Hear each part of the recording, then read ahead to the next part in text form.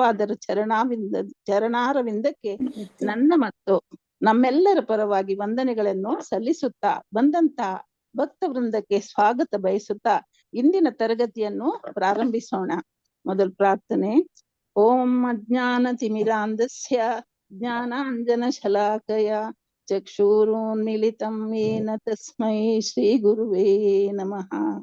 ಶ್ರೀ ಚೈತನ್ಯ ಮನೋಭೀಷ್ಟಂ ಸ್ಥಾಪಿತಂ ಯೇನ ಭೂತಲೆ ಸ್ವಯಂ ರೂಪ ಕದಾ ಮಹ್ಯಂ ದದಾತಿ ಸ್ವಪದಾಂತಿಕಂ. ವಂದೇಹಂ ಶ್ರೀ ಗುರೋ ಶ್ರೀಯುತ ಪದಕಮಲಂ ಶ್ರೀ ಗುರೂನ್ ವೈಷ್ಣವಾಂಶ ಶ್ರೀರೂಪಂ ಸಾಗ್ರಜಾತಂ ಸಹಗಣ ರಘುನಾಥಾನ್ವಿತಂ ತಂ ಸಜೀವಂ ಸಾದ್ವೈತಂ ಸಾವಧೂತಂ ಪರಿಜನ ಸಹಿತಂ ಕೃಷ್ಣ ಚೈತನ್ಯ ದೇವಂ ಶ್ರೀ ರಾಧಾ ಕೃಷ್ಣ ಪಾದಾನ್ ಸಹಗಣ ಲಲಿತಾ ಶ್ರೀ ವಿಶಾಖಾನ್ವಿತಾಂಶ. ಹೇ ಕೃಷ್ಣ ಕರುಣಾ ಸಿಂಧೋ ದೀನ ಬಂಧೋ ಜಗತ್ಪತೆ ಗೋಪೇಶ ಗೋಪಿಕಾ ಕಾಂತ ರಾಧಾ ಕಾಂತ ನಮೋಸ್ತುತೆ. ತಪ್ತ ಕಾಂಚನ ಗೌರಾಂಗಿ ರಾಧೆ ವೃಂದಾವನೇಶ್ವರಿ ವೃಷಭಾನುಸುತೆ ದೇವಿ ಪ್ರಣಮಾಮಿ ಹರಿಪ್ರಿಯೆ. ವಾಂಚಾಕಲ್ಪತರುಭ್ಯಶ್ಚ ಕೃಪಾ ಸಿಂಧುಭ್ಯ ಏವ ಚ ಪತಿತನಾಂ ಪಾವನೇಭ್ಯೋ ವೈಷ್ಣವೇಭ್ಯೋ ನಮೋ ನಮಃ. ನಮ ಓಂ ವಿಷ್ಣುಪದಾಯ ಕೃಷ್ಣ ಪೃಷ್ಠಾಯ ಭೂತಲೆ ಶ್ರೀಮತೆ ಭಕ್ತಿ ವೇದಾಂತ ಸ್ವಾಮಿ ನಿತಿ ನಾಮಿನೆ. ನಮಸ್ತೆ ಸಾರಸ್ವತೆ ದೇವೆ ಗೌರವಾಣಿ ಪ್ರಚಾರಿಣಿ ನಿರ್ವಿಶೇಷ ಶೂನ್ಯವಾದಿ ಪಾಶ್ಚಾತ್ಯ ದೇಶ ತಾರಿಣಿ. ಓಂ ನಮೋ ಭಗವತೆ ವಾಸುದೇವ. ಸ್ಟಾರ್ಟ್ ಮಾಡಿದ್ರು ಮಾತಾಜಿ. ಶುರು ಮಾಡ್ಲಾ ಮಾತಾಜಿ? ಮಾಡಿ ಮಾತಾಜಿ. ಚೈತನ್ಯ ಹೇಳಿ. ಜೈ ಶ್ರೀ ಕೃಷ್ಣ ಚೈತನ್ಯ. ಜಯ ಶ್ರೀ ಕೃಷ್ಣ ಚೈತನ್ಯ ಪ್ರಭೋ ನಿತ್ಯಾನಂದ ಅದ್ವೈತ ಗದಾಧರ ವಾಸಾದಿ ಭಕ್ತ ಗೌರ ವೃಂದ. ಹರೇ ಕೃಷ್ಣ ಹರೇ ಕೃಷ್ಣ ಕೃಷ್ಣ ಕೃಷ್ಣ ಹರೇ ಹರೇ ಹರೇ ರಾಮ ರಾಮ ರಾಮ ಹರೇ ಹರೇ. ಹರೇ ಕೃಷ್ಣ. ಹರೇ ಕೃಷ್ಣ. ಹರೇ ಕೃಷ್ಣ ಮಾತಾಡಿ. ನಾನೇ ಫಸ್ಟ್ ಓದ್ತೀನಿ.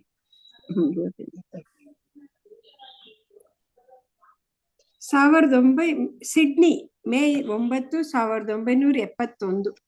ಸಿಡ್ನಿಯಲ್ಲಿನ ಭಕ್ತರು ಪ್ರಭುಪಾದರನ್ನು ಬರಮಾಡಿಕೊಳ್ಳಲು ಇನ್ನೂ ಸಿದ್ಧರಾಗಿರಲಿಲ್ಲ. ಮೊದಲು ಬಂದ ತಂತಿ ಸಂದೇಶವು ಅವರು ಬರುವರೆಂದು ತಿಳಿಸಿತ್ತು. ಅನಂತರ ಬಂದ ತಂತಿಯು ಪ್ರಭುಪಾದರು ಬರುತ್ತಿಲ್ಲ ಎಂದು ತಿಳಿಸಿತ್ತು. ಮೂರನೆಯ ತಂತಿಯು ಆಸ್ಟ್ರೇಲಿಯಾದ ಜಿಬಿಸಿ ಕಾರ್ಯದರ್ಶಿ ಬಲಿಮರ್ದನರು ಬರುತ್ತಿದ್ದಾರೆ ಎಂದು ತಿಳಿಸಿತು. ನಾಲ್ಕನೆಯ ತಂತಿಯು ಬರುತ್ತಿದ್ದಾರೆ ಎಂದು ತಿಳಿಸಿ ವಿಮಾನ ಸಂಚಾರದ ಸಂಖ್ಯೆಯನ್ನು ಆಗಮನದ ವೇಳೆಯನ್ನು ತಿಳಿಸಿತ್ತು. ಭಕ್ತರು ಬರುತ್ತಿರುವವರು ಬಲಿಮರ್ದನ ಪ್ರಭುಪಾದರಲ್ಲ ಎಂದು ಭಾವಿಸಿದರು. ಅವರು ಒಂದು ಸಣ್ಣ ಹಾರವನ್ನು ತೆಗೆದುಕೊಂಡು ವಿಮಾನವು ಬರುವ ವೇಳೆಗೆ ಹೋದರು. ಸುಂಕದ ವಿಭಾಗದ ಬಾಗಿಲುಗಳು ತೆರೆದುಕೊಂಡು ಪ್ರಭುಪಾದರೇ ಹೊರಕ್ಕೆ ಬಂದಾಗ ಭಕ್ತರಿಗೆ ದಿಗ್ಭ್ರಮೆಯಾಯಿತು. ಎಡಗೈಯಲ್ಲಿ ಒಂದು ಕೈಪೆಟ್ಟಿಗೆ, ಬಲಗೈಯಲ್ಲಿ ಬೆತ್ತ, ಹೆಗಲ ಸುತ್ತ ಹಗುರವಾದ ಚಾದರ್. ಹೀಗೆ ಪ್ರಭುಪಾದರು ನಿಲ್ದಾಣವನ್ನು ಪ್ರವೇಶಿಸಿದರು. ಬಲಿಮರ್ದನರನ್ನು ಸಂದರ್ಶಿಸಲು ಅಲ್ಲೇ ಇದ್ದ ವರದಿಗಾರರು ಕುತೂಹಲದಿಂದ ಮುಂದೆ ಬಂದರು. ಅವರಲ್ಲಿ ಒಬ್ಬನು ಪ್ರಭುಪಾದರು ಆಸ್ಟ್ರೇಲಿಯಾಕ್ಕೆ ಏಕೆ ಬಂದರು ಎಂದು ಕೇಳಿದ. ಮೆಲುನುಡಿಯಲ್ಲಿ ಉತ್ತರಿಸುತ್ತಾ ಪ್ರಭುಪಾದರು ವಸ್ತುಗಳನ್ನು ಮಾರುವವನನ್ನು ಎಲ್ಲಾ ಕಡೆ ಪ್ರಯಾಣ ಮಾಡುವಂತೆ ತಾವು ಎಲ್ಲಾ ಕಡೆ ಪ್ರಯಾಣ ಮಾಡುವುದಾಗಿ ಹೇಳಿದರು. ಮಾರಾಟಗಾರನು ಗಿರಾಕಿಗಳು ಎಲ್ಲೆಲ್ಲಿ ದೊರಕಿದರೆ ಅಲ್ಲಲ್ಲಿಗೆ ಹೋಗುತ್ತಾನೆ. ತಮ್ಮ ಸಂದೇಶವನ್ನು ಒಪ್ಪಿಕೊಳ್ಳುವಷ್ಟು ಬುದ್ಧಿವಂತರಾದವರನ್ನು ಹುಡುಕುತ್ತಾ ಪ್ರಭುಪಾದರು ಪ್ರವಾಸ ಮಾಡುತ್ತಿದ್ದರು. ಆಸ್ಟ್ರೇಲಿಯಾಕ್ಕೆ ಬರುವುದರಲ್ಲಿ ವ್ಯತ್ಯಾಸವೇನೂ ಇಲ್ಲ. ಅವರೆಂದರು, ಸರ್ಕಾರಗಳು ಇದು ಆಸ್ಟ್ರೇಲಿಯಾ ಎಂದು ಪ್ರತ್ಯೇಕ ಮಾಡಿದೆ, ಆದರೆ ನಾನು ಎಲ್ಲೆಲ್ಲೂ ಕೃಷ್ಣನ ನಾಡನ್ನೇ ಕಾಣುತ್ತೇನೆ. ಭಕ್ತರಲ್ಲಿ ಒಬ್ಬರು ದೇವಾಲಯಕ್ಕೆ ದೂರವಾಣಿಯಲ್ಲಿ ತಿಳಿಸಲು ಧಾವಿಸಿದರು. ಪ್ರಭುಪಾದರು ಬರುತ್ತಿದ್ದಾರೆ. ನ್ಯೂಯಾರ್ಕಿನ 2nd ಅವೆನ್ಯೂ ರಸ್ತೆಯ 26ನೇ ಸಂಖ್ಯೆಯ ಪ್ರಭುಪಾದರ ಮೊದಲನೆಯ ದೇವಾಲಯದಂತೆ ಸಿಡ್ನಿಯ ದೇವಾಲಯವು ಒಂದು ಮುಖ್ಯವಾದ ಸಾರ್ವಜನಿಕ ರಸ್ತೆಯಲ್ಲಿ ಒಂದು ಅಂಗಡಿಯ ಮೊಗಸಾಲೆಯಾಗಿತ್ತು. ಅಂಗಡಿಯ ಮುಂಭಾಗದ ಗಾಜಿನ ಕಿಟಕಿಯ ಮೇಲೆ ಭಕ್ತನೊಬ್ಬ ರಾಧೆ ಮತ್ತು ಕೃಷ್ಣರ ಚಿತ್ರವನ್ನು ರಚಿಸಿದ್ದ. ಪ್ರಭುಪಾದರು ಕೊಠಡಿಯೊಳಕ್ಕೆ ಹೋದರು. ಒಂದು ಸರಳವಾದ ಮರದ ಪೂಜಾ ವೇದಿಕೆಯ ಮೇಲೆ 3 ಅಂಗುಲದ ಜಗನ್ನಾಥ ವಿಗ್ರಹಗಳನ್ನು ಇಡಲಾಗಿತ್ತು. ಬಟ್ಟೆಯನ್ನು ಹೊದಿಸಿದ್ದ ದೊಡ್ಡ ವ್ಯಾಸಾಸನವಿತ್ತು. ಇವನ್ನು ಬಿಟ್ಟರೆ ಕೊಠಡಿಯು ಖಾಲಿಯಾಗಿತ್ತು. ಹಳೆಯ ಕಂಬಳಿಯೊಂದು ನೆಲವನ್ನು ಮುಚ್ಚಿತ್ತು. ಕೆಳ ಅಡಿಗೆ ಮನೆಯಲ್ಲಿ ಭಕ್ತನೊಬ್ಬ ಅವಸರದಲ್ಲಿ ಪ್ರಭುಪಾದರ ಊಟದ ತಯಾರಿಕೆಗಾಗಿ ಒಗ್ಗರಣೆ ಹಾಕುತ್ತಿದ್ದ. ಅದರಿಂದ ಮೇಲಿನ ಕೊಠಡಿಗೆ ಹೋಗಿ ಹೊಗೆಯಿಂದ ಅಸ್ಪಷ್ಟವಾದ ನೀಲಿ ಬಣ್ಣ ಕಾಣುತ್ತಿತ್ತು. ನಿಧಾನವಾಗಿ ಹಿಂದಿನ ಬಾಗಿಲಿಗೆ ಹೋಗಿ ಹೊರಗಡೆ ನೋಡುವವರೆಗೆ ಪ್ರಭುಪಾದರು ಗಂಭೀರವಾಗಿದ್ದರು. ಆದರೆ ಕಟ್ಟಡಕ್ಕೆ ಹೊಂದಿಸಿದಂತೆ ಹಾಕಿದ್ದ ಕಸವನ್ನು ಹಲಿಗೆಗಳನ್ನು ನೋಡಿದಾಗ ಅವರ ಗಾಂಭೀರ್ಯವು ಗಡುಸಿಗೆ ತಿರುಗಿತು. ಏನು ಇದೆಲ್ಲ ಎಂದು ಕೇಳಿದರು. ಯಾರೋ ವಿವರಣೆ ಕೊಡಲು ಪ್ರಯತ್ನಿಸಿದರು. ಪ್ರಭುಪಾದರಿಗೆ ತೃಪ್ತಿಯಾಗಲಿಲ್ಲ. ಭಕ್ತನೊಬ್ಬ ಒಂದು ಲೋಟ ಹಾಲು ತೆಗೆದುಕೊಂಡು ಬಂದ. ಪ್ರಭುಪಾದರು ತುಂಬಾ ಬಿಸಿ ಎಂದರು. ಭಕ್ತನು ಅದನ್ನು ತೆಗೆದುಕೊಂಡು ಹೋದ. ಹರೇ ಕೃಷ್ಣ ಮಾತಾಜಿ. ನೆಕ್ಸ್ಟ್ ಕರೀತೀನಿ.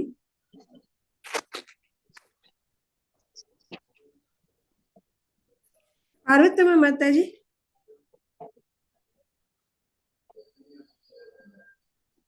ಹರೇ ಕೃಷ್ಣ. ಪಾರ್ವತಮ್ಮ ಮಾತಾಜಿ. ಓದ್ತೀನಿ ಮಾತಾಜಿ. ಓದಿ ಮಾತಾಜಿ. ಪ್ರಭುಪಾದರು ದೊಡ್ಡ ವ್ಯಾಸಾಸನದಲ್ಲಿ ಕುಳಿತರು.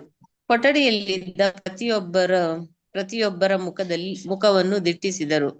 ಅಲ್ಲಿದ್ದ ಸುಮಾರು 15 ಮಂದಿ ಭಕ್ತರಲ್ಲಿ ಯಾರೂ ಅವರನ್ನು ನೋಡಿರಲಿಲ್ಲ. ಕೆಲವರು ಮಾತ್ರ ಅಂಚೆಯ ಮೂಲಕ ದೀಕ್ಷೆಯನ್ನು ಪಡೆದಿದ್ದರು. ಅವರಿಗೆ ತರಬೇತಿ ಇರಲಿಲ್ಲ.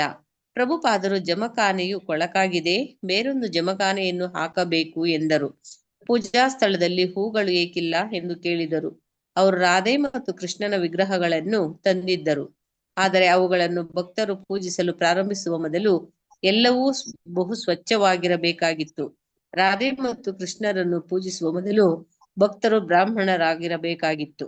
ಈ ಭಕ್ತರಿಗೆ ಕೃಷ್ಣ ಪ್ರಜ್ಞೆಯ ತಿಳುವಳಿಕೆಯು ಅತ್ಯಂತ ಅಲ್ಪ ಎಂದು ಪ್ರಭುಪಾದರಿಗೆ ಗೊತ್ತಾಯಿತು. ಮೊದಲು ಆಸ್ಟ್ರೇಲಿಯಾಕ್ಕೆ ಬಂದ ಭಕ್ತರಾದ ಉಪೇಂದ್ರ ಮತ್ತು ಬಲಮರ್ದನರು ಈ ಕೇಂದ್ರವನ್ನು ಪ್ರಾರಂಭಿಸಿ ಹೊರಟು ಹೋಗಿದ್ದರು. ಅವರು ಬರುತ್ತಿದ್ದುದು ಬಹು ವಿರಳ. ಹೀಗೆ ಒಂದು ಇಡೀ ದೇವಾಲಯದ ತುಂಬಾ ಅನುಭವವೇ ಇಲ್ಲದ ಭಕ್ತರನ್ನು ಸಂಪೂರ್ಣವಾಗಿ ಅವರ ಪಾಡಿಗೆ ಬಿಟ್ಟಂತಾಗಿತ್ತು. ಸಿಡ್ನಿಯ ಭಕ್ತರಲ್ಲಿ ಯಾರಿಗೂ ಚೆನ್ನಾಗಿ ಉಪನ್ಯಾಸ ಕೊಡಲು ಬರುತ್ತಿರಲಿಲ್ಲ. ಅಲ್ಲಿದ್ದುದು ಒಂದೇ ಪುಸ್ತಕ, ಪ್ರಭುಪಾದರ ಭಗವದ್ಗೀತಾ ಯಥಾರೂಪ ಪುಸ್ತಕದ ಸಂಕ್ಷಿಪ್ತ ರೂಪ. ಪ್ರತಿನಿತ್ಯದ ತರಗತಿಗಳಲ್ಲಿ ಅದರಿಂದ ಕೆಲವು ಭಾಗಗಳನ್ನು ಓದುತ್ತಿದ್ದರು. ಆದರೂ ಪ್ರಭುಪಾದರಲ್ಲಿ ಅವರ ದೃಢ ನಂಬಿಕೆಯು ಅವರ ಅಜ್ಞಾನವನ್ನು ಸರಿದೂಗಿಸುತ್ತಿತ್ತು. ಅವರು ಪ್ರಭುಪಾದರನ್ನು, ಅವರ ಪುಸ್ತಕಗಳನ್ನು ಸತ್ಯ ಎಂದೂ ಕೃಷ್ಣನನ್ನು ದೇವೋತ್ತಮ ಪರಮ ಪುರುಷನೆಂದು ಸ್ವೀಕರಿಸಿದರು. ಆದರೆ ಅಡಿಗೆ ಮಾಡುವುದು, ಉಪನ್ಯಾಸ ಮಾಡುವುದು ಮತ್ತು ವಿಗ್ರಹಗಳ ಪೂಜೆ ಇಂತಹ ಕಾರ್ಯರೂಪದ ವಿಷಯಗಳು ಅವರಿಗೆ ತಿಳಿದಿರಲಿಲ್ಲ. ತಾವು ಸಾರ್ವಜನಿಕವಾಗಿ ಹರೇ ಕೃಷ್ಣ ಸಂಕೀರ್ತನೆಯನ್ನು ಮಾಡಬೇಕು ಮತ್ತು ಸಿಡ್ನಿಯ ಜನರಿಗೆ ಬ್ಯಾಕ್ ಟು ಗಾಡ್ ಹೆಡ್ ಪತ್ರಿಕೆಯ ಪ್ರತಿಗಳನ್ನು ಹಂಚಬೇಕು ಎಂದು ಪ್ರಭುಪಾದರು ಅಪೇಕ್ಷಿಸುತ್ತಾರೆ ಎಂದು ಅವರಿಗೆ ತಿಳಿದಿತ್ತು. ಇದನ್ನು ಅವರು ಪ್ರತಿನಿತ್ಯವೂ ಮಾಡುತ್ತಿದ್ದರು.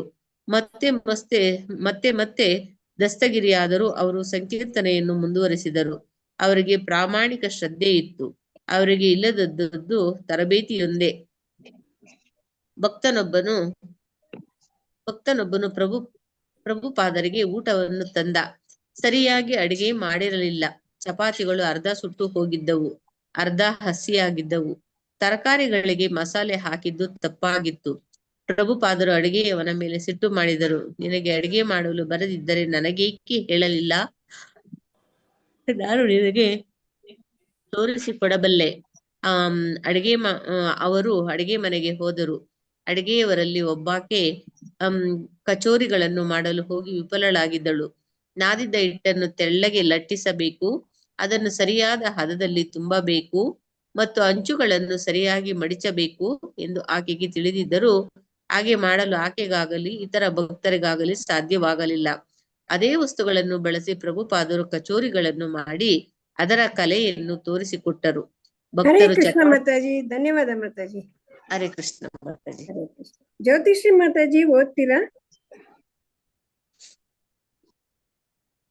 ಹರೇ ಕೃಷ್ಣ. ಜ್ಯೋತಿಶ್ರೀ ಮಾತಾಜಿ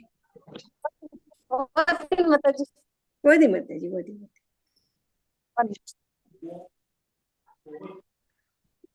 ಭಕ್ತರು ಚಪಾತಿಗಳನ್ನು ಭಕ್ತರು ಚಪಾತಿಗಳನ್ನು ಮಾಡಲು ತಮ್ಮ ಕಷ್ಟವನ್ನ ಹೇಳಿಕೊಂಡರು. ವಿದ್ಯುತ್ ಶಕ್ತಿ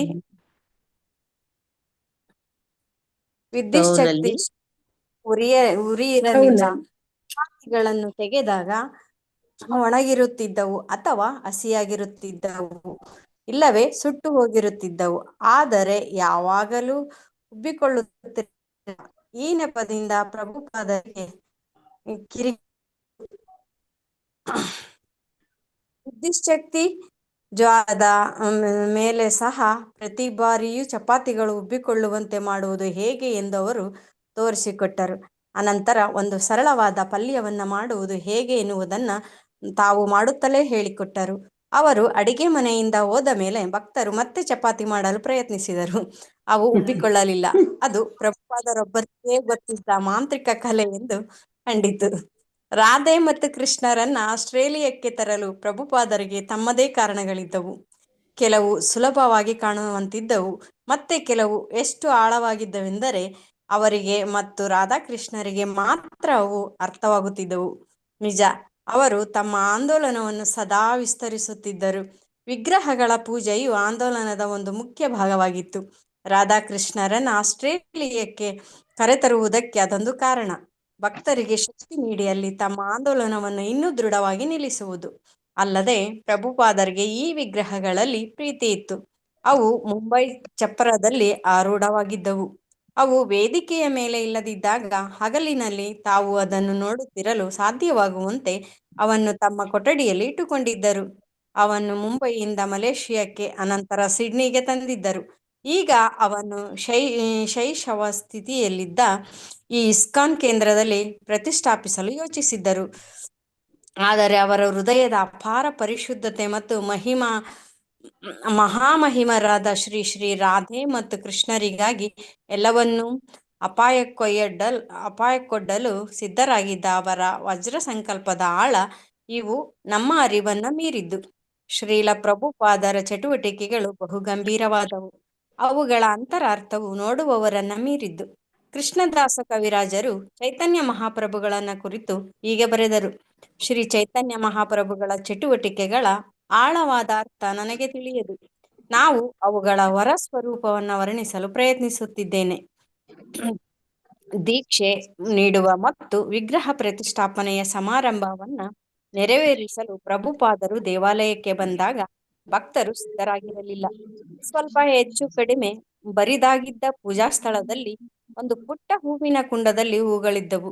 ವಿಗ್ರಹಗಳಿಗೆ ಭಕ್ತರು ಆಹಾರಗಳನ್ನು ಸಿದ್ಧ ಮಾಡಿರಲಿಲ್ಲ. ಪ್ರಭುಪಾದರಿಗೆ ಅಸಮಾಧಾನವಾಯಿತು. ಆದರೆ ಸಣ್ಣ ದೇವಾಲಯವು ಜನರಿಂದ ತುಂಬಿ ಹೋಗಿತ್ತು. ಅತಿಥಿಗಳು ಮತ್ತು ಭಕ್ತರು ತೆರೆದಿದ್ದ ಬಾಗಿಲ ಬಳಿ ಗುಂಪು ಕಟ್ಟಿದ್ದರು ಮತ್ತು ಮುಂಬಾಗಿಲ ಕಿಟಕಿಯಿಂದ ಇಣುಕಿ ನೋಡುತ್ತಿದ್ದರು. ಬಿಸಿಯಾದ ದೀಪಗಳ ಕೆಳಗೆ ದೂರದರ್ಶನ ಕಾರ್ಯಕ್ರಮವನ್ನು ಚಿತ್ರಿಸಿಕೊಂಡರು. ಹರೇ ಕೃಷ್ಣ ಮಾತಾಜಿ, ಧನ್ಯವಾದ Mataji. Thank you Mataji, thank you so much. Prabhavati Mataji ಓದ್ತೀನಿ ಮಾತಾಜಿ, ಓದ್ತೀನಿ. ಇಲ್ಲಿ ದೀಕ್ಷೆ ಅಲ್ಲ, ಭಕ್ತರು ಅತ್ಯುತ್ಸಾಹ ಭಕ್ತರು ಆತುರಾತುರವಾಗಿ ಮಾಲೆಗಳನ್ನು ಕಟ್ಟುತ್ತಿದ್ದಂತೆ ಪ್ರಭುಪಾದರು ದೀಕ್ಷಾ ಸಮಾರಂಭವನ್ನು ನೆರವೇರಿಸಿದರು. ಒಟ್ಟು 15 ಮಂದಿ ದೀಕ್ಷೆ ಪಡೆಯುವವರಿದ್ದರು. ಕೆಲವು ಮಂದಿ ಭಕ್ತರಿಗೆ ಅವರು ಪ್ರಥಮ ದೀಕ್ಷೆಯನ್ನು ನೀಡಿದರು, ಕೆಲವರಿಗೆ ದ್ವಿತೀಯ ದೀಕ್ಷೆಯನ್ನು ನೀಡಿದರು, ಮತ್ತೆ ಕೆಲವರಿಗೆ ಪ್ರಥಮ ಮತ್ತು ದ್ವಿತೀಯ ದೀಕ್ಷೆಗಳು ಎರಡನ್ನೂ ನೀಡಿದರು. ಅನಂತರ ರಾಧಾಕೃಷ್ಣರ ಮೂರ್ತಿಗಳಿಗೆ ಆದರದಿಂದ ಅಭಿಷೇಕ ಮಾಡಿದರು. ಅನಂತರ ಯಜ್ಞವನ್ನು ಮಾಡಿದರು. ವಿಗ್ರಹಗಳಿಗೆ ಬಟ್ಟೆಯನ್ನು ಉಡಿಸುವಾಗ ಅವುಗಳ ಬಟ್ಟೆಗಳನ್ನು ಚೆನ್ನಾಗಿ ಮಾಡಿಲ್ಲ, ಭಕ್ತರು ಕೂಡಲೇ ಹೊಸ ಉಡುಪುಗಳನ್ನು ಸಿದ್ಧ ಮಾಡಬೇಕು ಎಂದು ಹೇಳಿದರು. ವಿಗ್ರಹಗಳಿಗೆ ಶ್ರೀ ರಾಧಾ ಗೋಪಿನಾಥ ಎಂದು ಹೆಸರು ಕೊಟ್ಟರು. ವೈಭವಿ. ಅವರು ದೇವಾಲಯದಲ್ಲಿ ಇದ್ದವರು ಯಾರೇ ಆಗಲಿ ದೀಕ್ಷೆಯನ್ನು ಕೊಟ್ಟರು.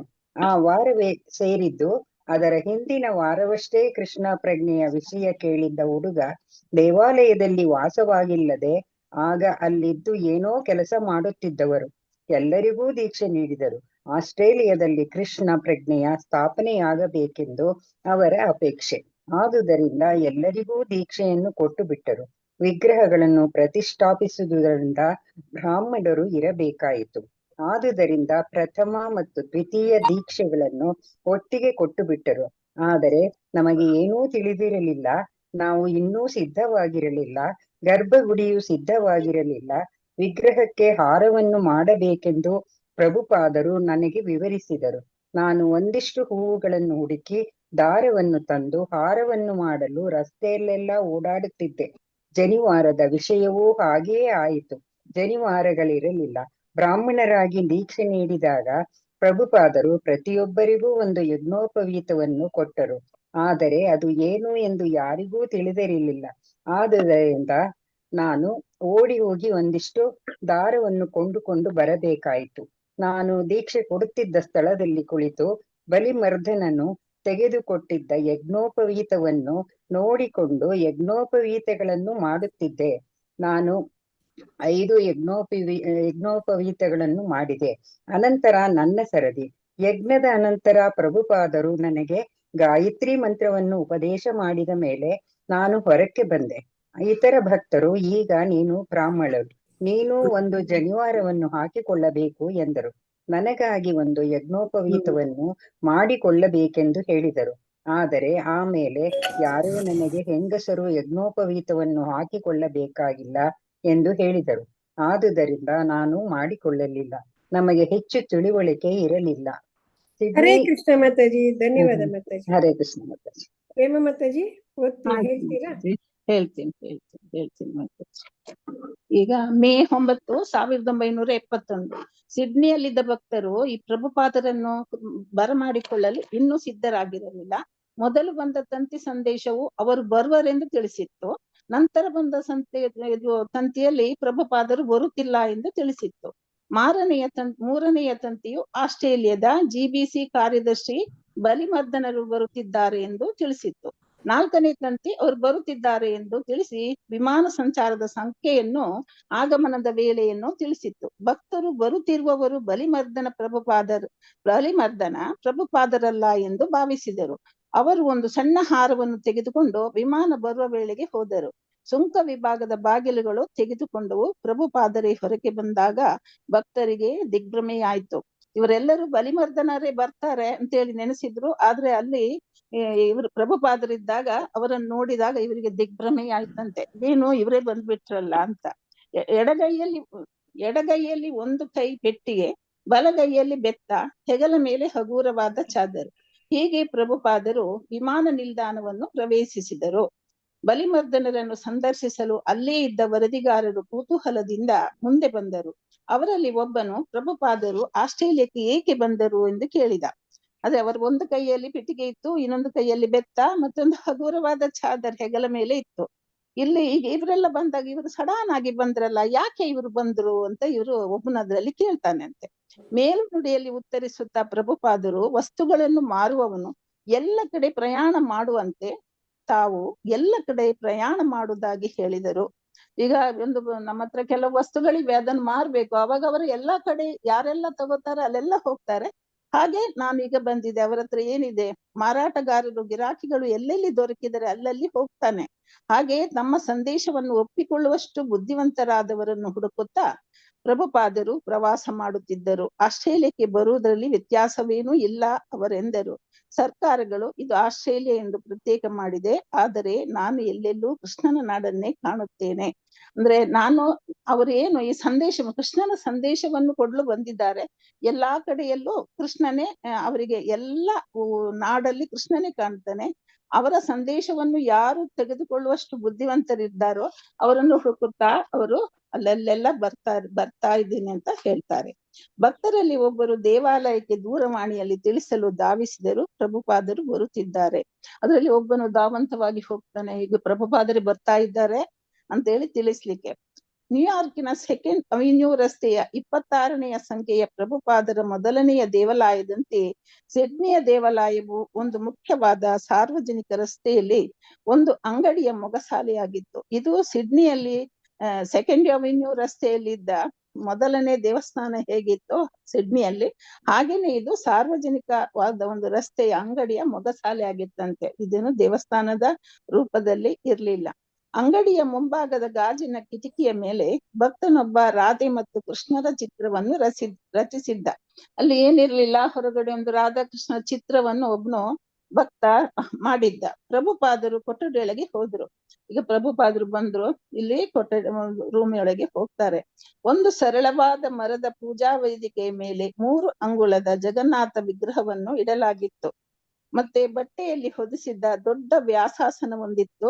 ಇದನ್ನು ಬಿಟ್ಟರೆ ಕೊಠಡಿ ಖಾಲಿಯಾಗಿತ್ತು. ಕೊಠಡಿಯಲ್ಲಿ ಏನಿರ್ಲಿಲ್ಲ. ಒಂದು ಇದ್ರಲ್ಲಿ 3 ಅಂಗುಲ ಉದ್ದದ ಒಂದು ಜಗನ್ನಾಥನ ವಿಗ್ರಹ ಮತ್ತೆ ಒಂದು ವ್ಯಾಸಾಸನ, ಕೆಳಗೆ ಕಂಬಳಿ ಒಂದು ಹಾಕಿದ್ರಂತೆ. ಕೆಳಗಡೆ ಅಡಿಗೆ ಮನೆಯಲ್ಲಿ ಭಕ್ತನೊಬ್ಬ ಅವಸರದಲ್ಲಿ ಪ್ರಭುಪಾದರ ಊಟದ ತಯಾರಿಗಾಗಿ ಒಗ್ಗರಣೆ ಹಾಕುತ್ತಿದ್ದ.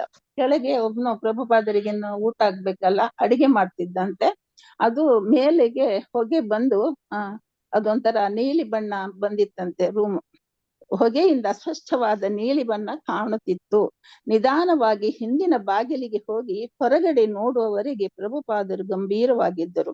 ಅವರಿಗೆ ಒಂಥರ ಇದಾಗಿತ್ತು. ಹೊರಗೆ ಹೋಗ್ತಾರೆ, ಗಂಭೀರವಾಗಿ ಇದ್ರು. ಆದ್ರೆ ಅವರು ಕಟ್ಟಡಕ್ಕೆ ಹೊಂದಿಸಿದಂತೆ ಹಾಕಿದ ಕಸವನ್ನು ಹಲಗೆಗಳನ್ನು ನೋಡಿದಾಗ ಅವರ ಗಾಂಭೀರ್ಯವು ಗಡುಸಿಗೆ ತಿರುಗಿತ್ತು.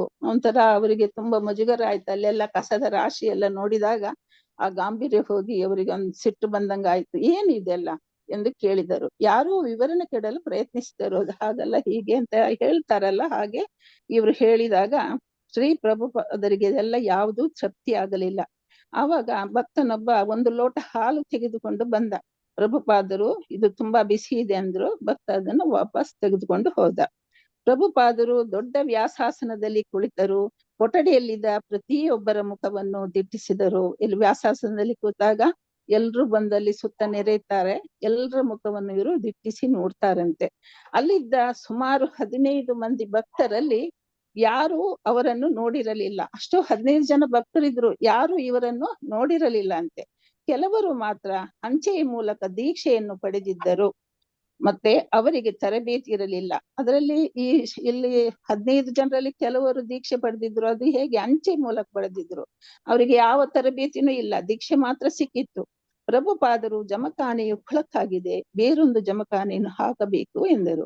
ಪೂಜಾ ಸ್ಥಳದಲ್ಲಿ ಹೂಗಳು ಏಕಿಲ್ಲ ಎಂದು ಕೇಳಿದರು. ಅಂದ್ರೆ ಇದನ್ನು ಕೊಳಕಾಗಿದೆ ಜಮಖಾನೆಯನ್ನು, ಹೂವೂ ಇಲ್ಲ. ಇದೆಲ್ಲ ಅವರು ಕೇಳಿದ್ರು, ಯಾಕೆ ಇದೆಲ್ಲ ಇಲ್ಲ ಅಂತ. ಅವರು ರಾಧೆ ಮತ್ತು ಕೃಷ್ಣನ ವಿಗ್ರಹಗಳನ್ನು ತಂದಿದ್ದರು. ಆದರೆ ಅವುಗಳನ್ನು ಭಕ್ತರು ಪೂಜಿಸಲು ಪ್ರಾರಂಭಿಸುವ ಮೊದಲು ಎಲ್ಲವೂ ಬಹು ಸ್ವಚ್ಛವಾಗಿರಬೇಕಾಗಿತ್ತು. ರಾಧೆ ಮತ್ತು ಕೃಷ್ಣರನ್ನು ಪೂಜಿಸುವ ಮೊದಲು ಭಕ್ತರು ಬ್ರಾಹ್ಮಣರಾಗಬೇಕಿತ್ತು. ರಾಧೆ ಮತ್ತು ಕೃಷ್ಣನ ಒಂದು ವಿಗ್ರಹ ತಂದಿದ್ರು. ಅದನ್ನು ಅವರು ತುಂಬಾ ಪ್ರೀತಿಸ್ತಿದ್ರು. ಆ ವಿಗ್ರಹವನ್ನು ಪೂಜೆ ಮಾಡ್ಬೇಕಾದ್ರೆ ಇವರು ಬ್ರಾಹ್ಮಣ ಸಂಸ್ಕೃತಿಗೆ ಬರ್ಬೇಕಾಗಿತ್ತು. ಯಾರು? ಈ ಪೂಜೆ ಮಾಡುವವರು. ಈ ಭಕ್ತರಿಗೆ ಕೃಷ್ಣ ಪ್ರಜ್ಞೆಯ ತಿಳುವಳಿಕೆಯು ಅತ್ಯಂತ ಅಲ್ಪ. ಅಂದ್ರೆ ಅವರು ಸಿಡ್ನಿಯಲ್ಲಿರೋರು, ಅವರಿಗೆ ಕೃಷ್ಣ ಅಂದ್ರೆ ಏನು ಯಾವುದು ಗೊತ್ತಿಲ್ಲ. ಅವರಿಗೆ ಆ ತಿಳುವಳಿಕೆನೇ ಇಲ್ಲ ಎಂದು ಪ್ರಭುಪಾದರಿಗೆ ಗೊತ್ತಾಯಿತು. ಮೊದಲು ಆಸ್ಟ್ರೇಲಿಯಾಕ್ಕೆ ಬಂದ ಭಕ್ತರಾದ ಉಪೇಂದ್ರ ಮತ್ತು ಬಲಿಮರ್ದನರು ಈ ಕೇಂದ್ರವನ್ನು ಪ್ರಾರಂಭಿಸಿ ಹೊರಟು ಹೋಗಿದ್ರು. ಅವರಿಗೆ ಗೊತ್ತಾಗಿರುವುದಾದ್ರೂ ಹೇಗೆ? ಅವರು ಫಸ್ಟ್ ಆಸ್ಟ್ರೇಲಿಯಾಕ್ಕೆ ಬಂದ ಉಪೇಂದ್ರ ಮತ್ತೆ ಬಲಿವರ್ಧನರು ಇದನ್ನು ಸ್ಥಾಪಿಸಿದ್ದಾರೆ. ಮತ್ತೆ ಇಲ್ಲೊಂದು ದೇವಸ್ಥಾನ ಆಗ್ಬೇಕಂತ ಸ್ಥಾಪಿಸಿದ್ದಾರೆ, ಹೋಗಿಬಿಟ್ಟಿದ್ದಾರೆ. ಅವರಿಗೆ ಆ ವಿಷಯವೂ ಗೊತ್ತಿಲ್ಲ. ಅವರು ಬರುತ್ತಿದ್ದುದು ಬಹು ವಿರಳ, ಯಾವತ್ತೋ ಒಮ್ಮೆ ಬರ್ತಿದ್ರು. ಹೀಗೆ ಒಂದು ಇಡೀ ದೇವಾಲಯದ ತುಂಬಾ ಅನುಭವವೇ ಇಲ್ಲದ ಭಕ್ತರನ್ನು ಸಂಪೂರ್ಣವಾಗಿ ಅವರ ಪಾಡಿಗೆ ಬಿಟ್ಟಂತಾಗಿತ್ತು. ಯಾವ ಅನುಭವವೂ ಇಲ್ಲ. ಇವರು ಯಾವತ್ತೋ ಹೇಳಿದ್ದು ನೆನಪಿದೆ ಇವರಿಗೆ ಅಷ್ಟೇ. ಅವರ ಪಾಡಿಗೆ ಅವರನ್ನು ಬಿಟ್ಟು ಅವರು ಸ್ವತಂತ್ರವಾಗಿ ಅವರ ಪಾಡಿಗೆ ಅವರು ಇದ್ದಂಗಾಗಿದೆ. ಸಿಡ್ನಿಯ ಭಕ್ತರಲ್ಲಿ ಯಾರಿಗೂ ಚೆನ್ನಾಗಿ ಉಪನ್ಯಾಸ ಕೊಡಲು ಬರುತ್ತಿರಲಿಲ್ಲ. ಭಕ್ತರೇನೋ ಹೌದು, ಆದ್ರೆ ಅವರಿಗೆ ಉಪನ್ಯಾಸ ಕೊಡ್ಲು ಆಗ್ತಿರ್ಲಿಲ್ಲ. ಅವರಲ್ಲಿ ಇದ್ದುದು ಒಂದೇ ಪುಸ್ತಕ, ಮತ್ತೆ ಪ್ರಭುಪಾದರ ಭಗವದ್ಗೀತಾ ಯಥಾರೂಪ ಪುಸ್ತಕ, ಸಂಕ್ಷಿಪ್ತ ರೂಪ. ಪ್ರತಿನಿತ್ಯದ ತರಗತಿಗಳಲ್ಲಿ ಅದರಿಂದ ಕೆಲವು ಭಾಗಗಳನ್ನು ಓದುತ್ತಿದ್ದರು. ಆ ಭಗವದ್ಗೀತೆಯನ್ನು ಅವರು ದಿನಾ ಓದುವುದನ್ನು ಓದ್ತಿದ್ರು. ಆದ್ರೆ ಅವರಿಗೆ ತರಬೇತಿ ಇರ್ಲಿಲ್ಲಲ್ಲ. ಆದರೂ ಪ್ರಭುಪಾದರಲ್ಲಿ ಅವರ ದೃಢ ನಂಬಿಕೆಯು ಅವರ ಅಜ್ಞಾನವನ್ನು ಸರಿತೂಗಿಸುತ್ತಿತ್ತು. ಅವರಿಗೆ ಪ್ರಭುಪಾದರಲ್ಲಿ ದೃಢ ನಂಬಿಕೆ ಇತ್ತು. ಅವರು ಪ್ರಭುಪಾದರನ್ನು ಭಗವಂತನೊಡನೆ ನೇರ ಸಂಪರ್ಕವಿರುವ ಪರಿಶುದ್ಧ ಭಕ್ತ ಎಂದು ಸ್ವೀಕರಿಸಿದ್ದರು. ಅವರು ಹೇಗೆ ಪ್ರಭುಪಾದರನ್ನು ಸ್ವೀಕರಿಸಿದ್ದರೆಂದ್ರೆ, ದೇವರಿಗೆ ಮತ್ತೆ ಅವರಿಗೆ ಸಂಪರ್ಕ ಇದೆ, ದೇವರ ಜೊತೆ ಮಾತಾಡ್ತಿದ್ದಾರೆ, ಆ ರೀತಿ ಅವರನ್ನು ಅಷ್ಟೊಂದು ದೃಢವಾಗಿ ನಂಬಿದ್ರು. ಅವರ ಪುಸ್ತಕಗಳನ್ನು ಸತ್ಯ ಎಂದು, ಕೃಷ್ಣನನ್ನು ದೇವೋತ್ತಮ ಪರಮ ಪುರುಷನೆಂದು ಸ್ವೀಕರಿಸಿದ್ದರು. ಅವರು ಬರೆಯುವುದು ಹೇಳುವುದು ಎಲ್ಲವೂ ಸತ್ಯ. ಮತ್ತೆ ಆ ದೇವೋತ್ತಮ ಪುರುಷ ಇರೋದು ಕೃಷ್ಣ ಒಬ್ಬನೇ, ಅದನ್ನೆಲ್ಲ ಅವರು ಸರಿಯಾಗಿ ಸ್ವೀಕಾರ ಮಾಡಿದ್ರು.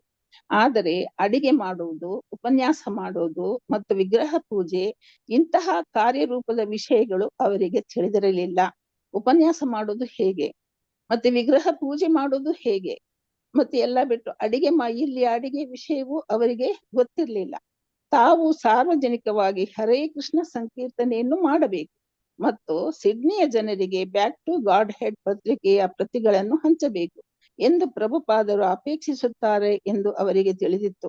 ಅವರಿಗೆ ಏನ್ ತಿಳಿದಿತ್ತು? ಸಿಡ್ನಿಯ ಜನರಿಗೆ ಬ್ಯಾಕ್ ಟು ಗಾಡ್ ಹೆಡ್ ಪತ್ರಿಕೆಯನ್ನು ಎಲ್ಲ ನಾವು ಹಂಚಬೇಕು, ಮತ್ತೆ ಇದನ್ನೇ ಇವರು ಪ್ರಭುಪಾದರು ಅಪೇಕ್ಷಿಸುತ್ತಾರೆ ಎಂಬುದು ಅವರಿಗೆ ಸ್ಪಷ್ಟವಾಗಿ ಗೊತ್ತಿತ್ತು. ಅದನ್ನು ಅವರು ಮಾತ್ರ ಪ್ರತಿನಿತ್ಯ ಮಾಡುತ್ತಿದ್ದರು. ಆದ್ರೆ ಅವರು ಮತ್ತೆ ಮತ್ತೆ ದಸ್ತಗಿರಿಯಾದರೂ ಅವರು ಸಂಕೀರ್ತನೆಯನ್ನು ಮುಂದುವರಿಸಿದರು. ಎಷ್ಟು ಅವರನ್ನು ದಸ್ತಗಿರಿ ಮಾಡಿದ್ರು ಅದನ್ನು ಅವರು ಬಿಡ್ತಾನೆ ಇರ್ಲಿಲ್ಲ ಅಂತೆ. ಯಾವುದು ಸಂಕೀರ್ತನೆ ಮಾಡೋದು ಮತ್ತೆ ಇದು ಹಂಚುವುದು. ಅವರಿಗೆ ಪ್ರಾಮಾಣಿಕ ಶ್ರದ್ಧೆ ಇತ್ತು, ಶ್ರದ್ಧೆ ಏನೋ ಬಹಳವಾಗಿ ಇತ್ತು. ಆದರೆ ಅವರಿಗೆ ಇಲ್ಲದಿದ್ದುದು ತರಬೇತಿ ಒಂದೇ. ಅದನ್ನು ಹೇಗೆ ಮಾಡ್ಬೇಕು ಎಂಬುದು ಮಾತ್ರ ಅವರಿಗೆ ಗೊತ್ತಿಲ್ಲ. ಶ್ರದ್ಧೆ ಅಪಾರವಾಗಿತ್ತು.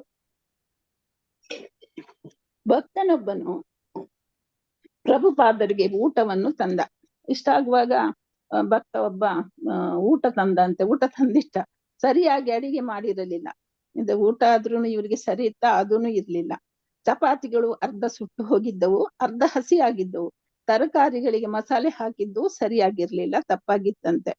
ಪ್ರಭುಪಾದರು ಅಡಿಗೆಯವನ ಮೇಲೆ ಸಿಟ್ಟು ಮಾಡಿದರು. ಎಲ್ಲಾ ಕಡೆಯಲ್ಲೂ ಅವರಿಗೆ ಕೆಟ್ಟದಾಗಿಯೇ ಕಾಣ್ತಿತ್ತು. ಸಿಟ್ಟು ಮಾಡ್ಕೊಂಡ್ರು. ಏನ್ ಮಾಡೋದು? ನಿನಗೆ ಅಡಿಗೆ ಮಾಡಲು ಬರದಿದ್ದರೆ ನನಗೇಕೆ ಹೇಳಲಿಲ್ಲ? ನಾನ್ ನಿನಗೆ ತೋರಿಸಿಕೊಡಬಲ್ಲೆ. ನೀನ್ ನನ್ಗೆ ಹೇಳ್ತಿದ್ರೆ ನಾನು ನಿನ್ಗೆ ತೋರಿಸ್ತಿದ್ದೆ ಅಲ್ಲ ಅಂತ ಹೇಳ್ತಾರೆ. ಅಡಿಗೆ ಮನೆಗೆ ಹೋಗ್ತಾರೆ. ಅಡಿಗೆ ಮನೆಯಲ್ಲಿ ಒಬ್ಬಾಕೆ ಕಚೋರಿಗಳನ್ನು ಮಾಡಲು ಹೋಗಿ ವಿಫಲರಾಗಿದ್ದಳು. ಅವರಿಗೆ ಅದೆಲ್ಲ ಗೊತ್ತೇ ಇಲ್ಲ. ಕಚೋರಿ ಮಾಡೋದಂದ್ರೆ ಅವಳು ಅದರಲ್ಲಿ ಸೋತೋಗಿದ್ಲು, ಮಾಡ್ಲಿಕ್ಕೆ ಆಗ್ತಿರ್ಲಿಲ್ಲ ಅವಳಿಗೆ. ನಾದಿದ ಹಿಟ್ಟನ್ನು ತೆಳ್ಳಗೆ ಲಟ್ಟಿಸಬೇಕು, ಅದನ್ನು ಸರಿಯಾದ ಹದದಲ್ಲಿ ತುಂಬಬೇಕು, ಮತ್ತೆ ಅಂಚುಗಳನ್ನು ಸರಿಯಾಗಿ ಮಡಿಸಬೇಕು ಎಂದು ಆಕೆಗೆ ತಿಳಿದಿದ್ದರೂ ಹಾಗೆ ಮಾಡಲು ಆಕೆಗಾಗಲಿ ಇತರ ಭಕ್ತರಿಗಾಗಲಿ ಸಾಧ್ಯವಾಗಲಿಲ್ಲ. ಅವರಿಗೆ ಅದ್ ಮಾಡ್ಲಿಕ್ಕೆ ಆಗ್ಲೇ ಇಲ್ಲ. ಪ್ರಭುಪಾದರು ಮಾಡಿದಂಗೆ ಮಾಡ್ಲಿಕ್ಕೆ ಆಗ್ಲೇ ಇಲ್ಲ. ಅದೇ ಅವರು ಇಟ್ಟ ವಸ್ತುಗಳನ್ನೇ ಇಟ್ಟುಕೊಂಡು ಪ್ರಭುಪಾದರು ಚೆನ್ನಾಗಿ ಕಚೋರಿಗಳನ್ನು ಮಾಡಿ ಅದರ ಕಲೆಯನ್ನು ಮಾಡುತ್ತಾ ಮಾಡುತ್ತಾ ಹೇಗೆ ಮಾಡೋದಂತ ಅವರಿಗೆ ಹೇಳಿಕೊಟ್ರಂತೆ. ಭಕ್ತರು ಚಪಾತಿಗಳನ್ನು ಮಾಡಲು ತಮ್ಮ ಕಷ್ಟವನ್ನು ಹೇಳಿಕೊಂಡರು. ಇವ್ರೇನ್ ಮಾಡ್ತಾರೆ, ಎಷ್ಟು ಕಷ್ಟ ಆಗುತ್ತೆ ಚಪಾತಿ ಮಾಡೋದಂತ ಪ್ರಭುಪಾದರ ಹತ್ರ ಹೇಳ್ತಾರೆ. ವಿದ್ಯುತ್ ಶಕ್ತಿ ಸ್ಟೋವ್ನಲ್ಲಿ ಉರಿ ಇಲ್ಲ. ಚಪಾತಿಗಳನ್ನು ತೆಗೆದಾಗ ಒಣಗಿರುತ್ತಿದ್ದವು ಅಥವಾ ಹಸಿ ಆಗಿರುತ್ತಿದ್ದವು, ಇಲ್ಲವೇ ಸುಟ್ಟು ಹೋಗಿರುತ್ತಿದ್ದವು. ಆದರೆ ಯಾವಾಗಲೂ ಉಬ್ಬಿಕೊಳ್ಳುತ್ತಿರಲಿಲ್ಲ. ಈ ನೆಪದಿಂದ ಪ್ರಭುಪಾದರಿಗೆ ಕಿರಿಕಿರಿ ಆಯ್ತು. ಇವರು ಅದೆಲ್ಲ ಒಂದ್ ಸ್ವಲ್ಪ ಅಷ್ಟು ಬೇಗ ಮಾಡೋರು, ಇವ್ರು ಇದೆಲ್ಲ ನೆಪ ಹೇಳುವಾಗ ಇವ್ರಿಗೆ ಒಂಥರ ಬೇಜಾರಾಯ್ತು. ಏನ್ ಮಾಡೋದು? ಕಿರಿಕಿರಿ ಆಯ್ತು. ಅದು ಸರಿಯಾದ ಕಾರಣ ಅಲ್ಲ ಅಂತ. ವಿದ್ಯುತ್ ಶಕ್ತಿ ಜಾಲಕದ ಮೇಲೆ ಸಹ ಪ್ರತಿ ಬಾರಿಯೂ ಚಪಾತಿಗಳು ಉಬ್ಬಿಕೊಳ್ಳುವಂತೆ ಮಾಡೋದು ಹೇಗೆ ಎಂದು ಅವರು ತೋರಿಸಿಕೊಟ್ಟರು. ಅದು ಹೇಗೆ ಮಾಡೋದಂತ ಇವರು ಸರಿಯಾಗಿ ಹೇಳಿ ತೋರಿಸಿ ತಾಳ್ಮೆಯಿಂದ ತೋರಿಸಿಕೊಟ್ಟರು. ಆನಂತರ ಒಂದು ಸರಳವಾದ ಪಲ್ಯವನ್ನು ಮಾಡೋದು ಹೇಗೆ ಎನ್ನುವುದನ್ನು ತಾವು ಮಾಡುತ್ತಲೇ ಹೇಳಿಕೊಟ್ಟರು. ಸುಲಭವಾಗಿ ಹೇಗೆ ಒಂದು ಪಲ್ಯ ಮಾಡೋದು ಅನ್ನೋದನ್ನು ತಾವು ಮಾಡ್ತಾ ಮಾಡ್ತಾ ಅವರು ಹೇಳಿಕೊಟ್ರಂತೆ. ಅವರು ಅಡಿಗೆ ಮನೆಯಿಂದ ಹೋದ ಮೇಲೆ ಭಕ್ತರು ಮತ್ತೆ ಚಪಾತಿ ಮಾಡಲು ಪ್ರಯತ್ನಿಸಿದರು. ಅವ್ರು ಹೋದ್ಮೇಲೆ ಇನ್ನೊಮ್ಮೆ ನಾವು ಹೇಳಿಸ್ಕೊಳ್ಳೋದು ಸರಿಯಲ್ಲ ಅಂತ ತಾವೇ ಮಾಡಿದ್ರಂತೆ, ಪ್ರಯತ್ನ ಮಾಡಿದ್ರು ಅಂತ. ಅವು ಒಬ್ಬಿಕೊಳ್ಳಲಿಲ್ಲ. ಅವು ಏನ್ ಮಾಡಿದ್ರು ಒಬ್ಬಿಕೊಳ್ಳಲ್ಲ, ರಟ್ಟಿನಂಗೆ ಆಯ್ತು. ಅದು ಪ್ರಭುಪಾದರಿಗೆ ಗೊತ್ತಿದ್ದ ಮಾಂತ್ರಿಕ ಕಲೆ ಎಂದು ಕಂಡಿತು. ಅವ್ರಿಗೇನು ಇವರು ಒಂದು ಮಂತ್ರವಾದಿ ಹಂಗೆ ಇವರು ಮಾಡಿದ್ರೆ ಅಷ್ಟು ಚೆನ್ನಾಗಿ ಉಬ್ಬುತ್ತೆ, ನಾವು ಮಾಡಿದ್ರು ಉಬ್ಲೇ ಇಲ್ಲ ಎಂಬುದು ಅದೊಂದು ಮಾಂತ್ರಿಕ ಕಲೆ, ಇದು ನಮ್ಗೆ ಬರೋಲ್ಲ ಅಂತ ನೆನೆಸ್ಕೊಂಡ್ರಂತೆ. ಮಾಡ್ತಾ ಮಾಡ್ತಾ ಅಭ್ಯಾಸದಿಂದ ಎಲ್ಲಾ ಸಾಧ್ಯ ಅಂತ ಆಮೇಲೆ ಗೊತ್ತಾಗಿರ್ಬೋದು. ರಾಧೆ ಮತ್ತು ಕೃಷ್ಣರನ್ನು ಆಶ್ಚರ್ಯಕ್ಕೆ ಕರೆತರಲು ಪ್ರಭುಪಾದರಿಗೆ ತಮ್ಮದೇ ಕಾರಣಗಳಿದ್ದವು. ರಾಧೆ ಮತ್ತು ಕೃಷ್ಣನ ಮೂರ್ತಿಯನ್ನು ಇಲ್ಲಿ ತರ್ಲಿಕ್ಕೆ ಅವರದೇ ಆದ ಕೆಲವು ಕಾರಣ ಇದ್ದವಂತೆ. ಕೆಲವು ಸುಲಭವಾಗಿ ಕಾಣುವಂತಿದ್ದವು, ಮತ್ತೆ ಕೆಲವು ಎಷ್ಟು ಆಳವಾಗಿದ್ದುವೆಂದರೆ ಅವರಿಗೆ ಮತ್ತು ರಾಧಾಕೃಷ್ಣರಿಗೆ ಮಾತ್ರ ಅವು ಅರ್ಥವಾಗುತ್ತಿದ್ದವು. ಅಂದ್ರೆ ಕೆಲವಂತೂ ತುಂಬಾ ಸುಲಭ, ಮತ್ತೆ ಕೆಲವು ಅದು ಅವರಿಗೆ ಮತ್ತೆ ರಾಧಾಕೃಷ್ಣರಿಗೆ ಮಾತ್ರ ಅರ್ಥವಾಗುವಂತ ಕಾರಣಗಳಂತೆ. ನಿಜ, ಅವರು ತಮ್ಮ ಆಂದೋಲನವನ್ನು ಸದಾ ವಿಸ್ತರಿಸುತ್ತಿದ್ದರು. ಅವರಿಗೆ ಏನ್ ಬೇಕಿರುವುದು ರಾಧಾಕೃಷ್ಣರ ಒಂದು ಇದು ಎಲ್ಲ ಇಡೀ ಪ್ರಪಂಚದಾದ್ಯಂತ ಈ ಹರೇ ಕೃಷ್ಣನ ಇದು ಹಬ್ಬಬೇಕು, ಅದೇ ಒಂದಿತ್ತು ಈ ಆಂದೋಲನ ಎಲ್ಲ ಅದನ್ನೇ ಅವ್ರು ನೆನೆಸ್ತಿದ್ರು. ಅದು ಸದಾ ವಿಸ್ತರಿಸ್ತಿದ್ರು. ಅವ್ರು ಯಾವಾಗ್ಲೂ ಅದನ್ನೇ ನೆನೆಸ್ತಿದ್ರು ಮತ್ತೆ ವಿಸ್ತರಿಸ್ತಿದ್ರು. ವಿಗ್ರಹಗಳ ಪೂಜೆಯು ಆಂದೋಲನದ ಒಂದು ಮುಖ್ಯ ಭಾಗವಾಗಿತ್ತು. ಅದರಲ್ಲಿ ಮುಖ್ಯವಾಗಿ ಪೂಜೆ ಮಾಡುವುದೇ ದೊಡ್ಡದು. ಅಂದ್ರೆ ದೇವರು ನಮ್ಮ ದೇಶದವರಿಗೆ ದೇವರು ಯಾರು ಅಂತ ಗೊತ್ತು, ಕೃಷ್ಣ ರಾಧೆ ಅವ್ರಿಗೆ ಗೊತ್ತಿಲ್ಲಲ್ಲ. ಹಾಗಾಗಿ ಆ ವಿಗ್ರಹ ಪೂಜೆ ಅತಿ ಅಗತ್ಯವಾದ ಒಂದು ಭಾಗ ಅದರದ್ದು. ರಾಧಾಕೃಷ್ಣರನ್ನು ಆಸ್ಟ್ರೇಲಿಯಾಕ್ಕೆ ಕರೆತರುವುದಕ್ಕೆ ಅದೊಂದು ಕಾರಣ. ಭಕ್ತರಿಗೆ ಶಕ್ತಿ ನೀಡಿ ಅಲ್ಲಿ ತಮ್ಮ ಆಂದೋಲನವನ್ನು ಇನ್ನೂ ದೃಢವಾಗಿ ನಿಲ್ಲಿಸುವುದು. ಈ ಭಕ್ತರಿಗೆ ತಾವೊಂದು ಬೆನ್ನೆಲುಬಾಗಿ ನಿಂತು ತಮ್ಮ ಈ ಆಂದೋಲನವನ್ನು ದೃಢವಾಗಿ ನಿಲ್ಲಿಸಿ ಅದು ಇನ್ನೂ ಹಬ್ಬುವಂತೆ ಮಾಡುವುದೇ ಅವರ ಒಂದು ಉದ್ದೇಶವಾಗಿತ್ತು. ಅಲ್ಲದೆ ಪ್ರಭುಪಾದರಿಗೆ ಈ ವಿಗ್ರಹಗಳಲ್ಲಿ ಪ್ರೀತಿ ಇತ್ತು. ಅವರಿಗೆ ಬಹಳವಾದ ಪ್ರೀತಿ ಇತ್ತು. ಅದರಲ್ಲೇ ಭಗವಂತನನ್ನು ಕಾಣ್ತಿದ್ರು. ಅವು ಮುಂಬಾಯಿ ಛಪ್ಪರದಲ್ಲಿ ಆರೂಢವಾಗಿದ್ದವು. ಮುಂಬಾಯಿಯಲ್ಲಿದ್ದಾಗ ಅಲ್ಲಿ ಛಪ್ಪರದಲ್ಲಿ ಆರೂಢವಾಗಿತ್ತಂತೆ. ಅವು ವೇದಿಕೆಯ ಮೇಲೆ ಇಲ್ಲದಿದ್ದಾಗ ಹಗಲಿನಲ್ಲಿ ತಾವು ಅದನ್ನು ನೋಡುತ್ತಿರಲು ಸಾಧ್ಯವಾಗುವಂತೆ ಅವನ್ನು ತಮ್ಮ ಕೊಠಡಿಯಲ್ಲೇ ಇಟ್ಟುಕೊಂಡಿದ್ದರು. ಅವರಿಗೆ ಅದರಲ್ಲಿ ಎಷ್ಟು ಪ್ರೀತಿ ಇತ್ತಂದ್ರೆ ಅದು ಹಗಲಿನಲ್ಲಿ ಚಪ್ಪರದಲ್ಲಿ ಇಲ್ಲದಾಗ ತನ್ನ ಕೋಣೆಯಲ್ಲಿ ಇಟ್ಟಿದ್ರು, ಮತ್ತೆ ಯಾವಾಗ್ಲೂ ಅದನ್ನು ತನ್ನ ಕಣ್ಣಿಗೆ ಕಾಣುವ ಹಾಗೆ ಇಟ್ಕೊಂಡಿದ್ರಂತೆ. ಅವನ್ನು ಮುಂಬಾಯಿಯಿಂದ ಮಲೇಷ್ಯಾಕ್ಕೆ, ಅನಂತರ ಸಿಡ್ನಿಗೆ ತಂದಿದ್ದರು. ಮುಂಬಾಯಿಗೆ ಬಂತು, ಆಮೇಲೆ ಮಲೇಷ್ಯಾಕ್ಕೆ ಹೋಯ್ತು, ಆಮೇಲೆ ಸಿಡ್ನಿಗೆ ಅವರು ಅಲ್ಲಿಂದ ತಂದಿದ್ರು. ಈಗ ಅದನ್ನು ಶೈಶವ ಸ್ಥಿತಿಯಲ್ಲಿದ್ದ ಈ ಇಸ್ಕಾನ್ ಕೇಂದ್ರದಲ್ಲಿ ಪ್ರತಿಷ್ಠಾಪಿಸಲು ಯೋಚಿಸಿದ್ದರು. ಇವಾಗ ಈ ಇಸ್ಕಾನ್ ಕೇಂದ್ರ ಸಿಡ್ನಿಗೆ ತಂದು ಇಲ್ಲಿ ಈಗ ಪ್ರತಿಷ್ಠಾಪಲು ನೋಡ್ತಾರೆ. ಆದ್ರೆ ಇಲ್ಲಿ ಅವಸ್ಥೆ ಕಂಡು ಅವರಿಗೆ ತುಂಬಾ ಇದಾಯಿತು. ಆದರೆ ಅವರ ಹೃದಯದ ಅಪಾರ ಪರಿಶುದ್ಧತೆ ಮತ್ತು ಮಹಾಮಹಿಮರಾದ ಶ್ರೀ ರಾಧೆ ಮತ್ತು ಕೃಷ್ಣರಿಗಾಗಿ ಎಲ್ಲವನ್ನೂ ಅಪಾಯಕ್ಕೊಡ್ಡಲು ಸಿದ್ಧರಾಗಿದ್ದ ಅವರ ವಜ್ರ ಸಂಕಲ್ಪದ ಆಳ ಇವು ನಮ್ಮ ಅರಿವನ್ನು ಮೀರಿದ್ದು. ಅವರಿಗೆ ಅಷ್ಟು ಪ್ರೀತಿಯ ಒಂದು ವಿಗ್ರಹ, ಅದನ್ನು ಈಗ ಇವರಿಗೆ ಯಾವ ಒಂದು ಇದನ್ನು ತರಬೇತಿನೂ ಇಲ್ಲದೆ ಇಲ್ಲಿ ಬಿಟ್ಟು ಹೋಗ್ಬೇಕು, ಇಂಥ ಒಂದು ಅಪಾಯಕ್ಕೆ ಅವರು ಆ ವಿಗ್ರಹವನ್ನು ಇಟ್ಟು ಹೋಗಲ್ಲ. ಅವರ ವಜ್ರ ಸಂಪರ್ಕ ಗಟ್ಟಿ ಮನಸ್ಸು ಮಾಡ್ತಾರಂತೆ. ಅದು ಯಾರಿಗೂ ನಮ್ಮಂತ ಅವರಿಗೂ ತಿಳಿಯೋದಲ್ಲ. ಅದರ ಅದು ಅರಿವು ನಮ್ಗೆ ಗೊತ್ತಾಗೋದನ್ನು ಮೀರಿದ್ದು, ನಮ್ಮ ಒಂದು ಮನಸ್ಸಿನ ಇದಕ್ಕೆ ಮೀರಿದ್ದು ಅವರದ್ದು ಈ ವಜ್ರ ಸಂಕಲ್ಪ. ಶ್ರೀಲ ಪ್ರಭುಪಾದರ ಚಟುವಟಿಕೆಗಳು ಬಹು ಗಂಭೀರವಾದವು. ಅವ್ರದ್ದು ಎಲ್ಲವೂ ಅವ್ರು ಏನ್ ನಿರ್ಧಾರ ಮಾಡ್ತಾರ ಅವೆಲ್ಲವೂ ಬಹು ಗಂಭೀರವಾಗಿದ್ದವಂತೆ. ಅವುಗಳ ಅಂತರಾರ್ಥವು ನೋಡುವವರನ್ನು ಮೀರಿದ್ದು. ಕೃಷ್ಣದಾಸ ಕವಿರಾಜರು ಚೈತನ್ಯ ಮಹಾಪ್ರಭುಗಳನ್ನು ಕುರಿತು ಹೀಗೆ ಬರೆದರು: ಶ್ರೀ ಚೈತನ್ಯ ಮಹಾಪ್ರಭುಗಳ ಚಟುವಟಿಕೆಗಳ ಆಳವಾದ ಅರ್ಥ ನನಗೆ ತಿಳಿಯದು. ನಾನು ಅವುಗಳ ಹೊರ ಸ್ವರೂಪವನ್ನು ವರ್ಣಿಸಲು ಪ್ರಯತ್ನಿಸುತ್ತಿದ್ದೇನೆ. ಕೃಷ್ಣದಾಸ ಕವಿರಾಜರು ಚೈತನ್ಯ ಮಹಾಪ್ರಭುಗಳನ್ನು ಹೀಗೆ ಹೇಳ್ತಾರಂತೆ. ಅವರ ಒಂದು ಚಟುವಟಿಕೆ ಅದು ಯಾರಿಗೂ ನನ್ಗಂತ ಅರ್ಥನೇ ಆಗೋದಿಲ್ಲ. ಅದುಗಳ ಹೊರಗೆ ಕಣ್ಣಿಗೆ ಕಾಣುವಂಥದ್ದನ್ನು ಮಾತ್ರ ನಾನು ಅದನ್ನು ವರ್ಣಿಸಲು ಪ್ರಯತ್ನ ಮಾಡ್ತೇನೆ ಅಷ್ಟೇ ಅಂತ ಹೇಳಿರ್ತಾರೆ. ಹಾಗೆ ದೀಕ್ಷೆ ನೀಡುವ ಮತ್ತು ವಿಗ್ರಹ ಪ್ರತಿಷ್ಠಾಪನೆಯ ಸಮಾರಂಭವನ್ನು ನೆರವೇರಿಸಲು ಪ್ರಭುಪಾದರು ದೇವಾಲಯಕ್ಕೆ ಬಂದಾಗ ಭಕ್ತರು ಸಿದ್ಧರಾಗಿರಲಿಲ್ಲ.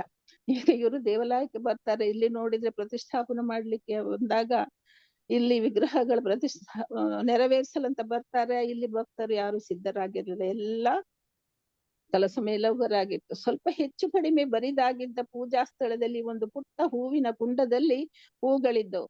ಒಂದು ಸಣ್ಣ ಒಂದು ಇದ್ರಲ್ಲಿ ಸ್ವಲ್ಪ ಹೂಗಳನ್ನು ಹಾಕಿದ್ರಂತೆ. ವಿಗ್ರಹಗಳಿಗೆ ಭಕ್ತರು ಹಾರವನ್ನು ಸಿದ್ಧ ಮಾಡಿರಲಿಲ್ಲ. ಈಗ ಪೂಜೆ ಮಾಡುವ ವಿಗ್ರಹಕ್ಕೆ ಹಾರ ಬೇಕು, ಅದು ಆಗಿರ್ಲಿಲ್ಲ. ಪ್ರಭುಪಾದರಿಗೆ ಅಸಮಾಧಾನವಾಯಿತು. ಆದರೆ ಸಣ್ಣ ದೇವಾಲಯವು ಜನರಿಂದ ತುಂಬಿ ಹೋಗಿತ್ತು. ಇವತ್ತು ವಿಗ್ರಹ ಇಲ್ಲಿ ಆರಾಧನೆ ಪ್ರತಿಷ್ಠಾಪಿಸ್ತಾರೆ ಅಂತ ಹೇಳಿ ಗೊತ್ತಾಗಿ ಈ ಜನರಿಂದ ಎಲ್ಲ ದೇವಾಲಯ ಫುಲ್ ಆಗಿತ್ತು, ತುಂಬಿ ಹೋಗಿತ್ತಂತೆ. ಅತಿಥಿಗಳು ಮತ್ತು ಭಕ್ತರು ತೆರೆದಿದ್ದ ಬಾಗಿಲುಗಳಲ್ಲಿ ಗುಂಪು ಕಟ್ಟಿದ್ದರು. ಎಲ್ಲ ತುಂಬಾ ಜನ ಬರ್ತಾ ಇದ್ದರು ಮತ್ತು ಮುಂಭಾಗದ ಕಿಟಕಿಯಿಂದ ಇಣುಕಿ ನೋಡುತ್ತಿದ್ದರು, ಏನಾಗ್ತಿದೆ ಅಂತ ಎಲ್ಲಾ ಇಣುಕಿ ನೋಡ್ತಾರೆ. ಆದ್ರೆ ಇಲ್ಲಿ ಒಂದು ಕಾರ್ಯಕ್ರಮದ್ದು ಸರಿಯಾಗಿರ್ಲಿಲ್ಲ. ಬಿಸಿಯಾದ ದೀಪಗಳ ಕೆಳಗೆ ದೂರದರ್ಶನದವರು ಕಾರ್ಯಕ್ರಮವನ್ನು ಚಿತ್ರಿಸಿಕೊಂಡರು. ಇದೆಲ್ಲ ಕಾರ್ಯಕ್ರಮ ಆಗುವುದನ್ನು ದೂರದರ್ಶನದವರು ಚಿತ್ರಿಸಿಕೊಳ್ತಾ ಇದ್ರಂತೆ. ಭಕ್ತರು ಆತುರತರವಾಗಿ ಮಾಲೆಗಳನ್ನು ಕಟ್ಟುತ್ತಿದ್ದಂತೆ ಈಗ ಪ್ರಭುಪಾದರು ಬಂದ್ರು, ಅವರ ಸಮಾಧಾನಕ್ಕೆ ಇವರು ಕಂಡ್ರು. ಬೇಗ ಬೇಗ ಬೇಗ ಮಾಲೆ ಎಲ್ಲ ಕಟ್ತಾರಂತೆ, ಹೂವಿನ ಮಾಲೆ. ಪ್ರಭುಪಾದರು ದೀಕ್ಷಾ ಸಮಾರಂಭವನ್ನು ನೆರವೇರಿಸಿದರು. ಈಗ ದೀಕ್ಷಾ ಸಮಾರಂಭ ಇದೆ ಅಂತ ಹೇಳಿದಾರಲ್ಲ, ಇವರು ನೆರವೇರಿಸಿ ಬಿಟ್ರು, ಆಗ್ಬೇಕಲ್ಲ. ಒಟ್ಟು 15 ಮಂದಿ ದೀಕ್ಷೆ ಪಡೆಯುವವರಿದ್ದರು. ಕೆಲವು ಮಂದಿ ಭಕ್ತರಿಗೆ ಅವರು ಪ್ರಥಮ ದೀಕ್ಷೆಯನ್ನು ನೀಡಿದರು. ಕೆಲವರಿಗೆ ಪ್ರಥಮ ದೀಕ್ಷೆ ಫಸ್ಟ್ ಕೊಡೋದು, ಕೆಲವರಿಗೆ ದ್ವಿತೀಯ ದೀಕ್ಷೆಯನ್ನು ನೀಡಿದರು.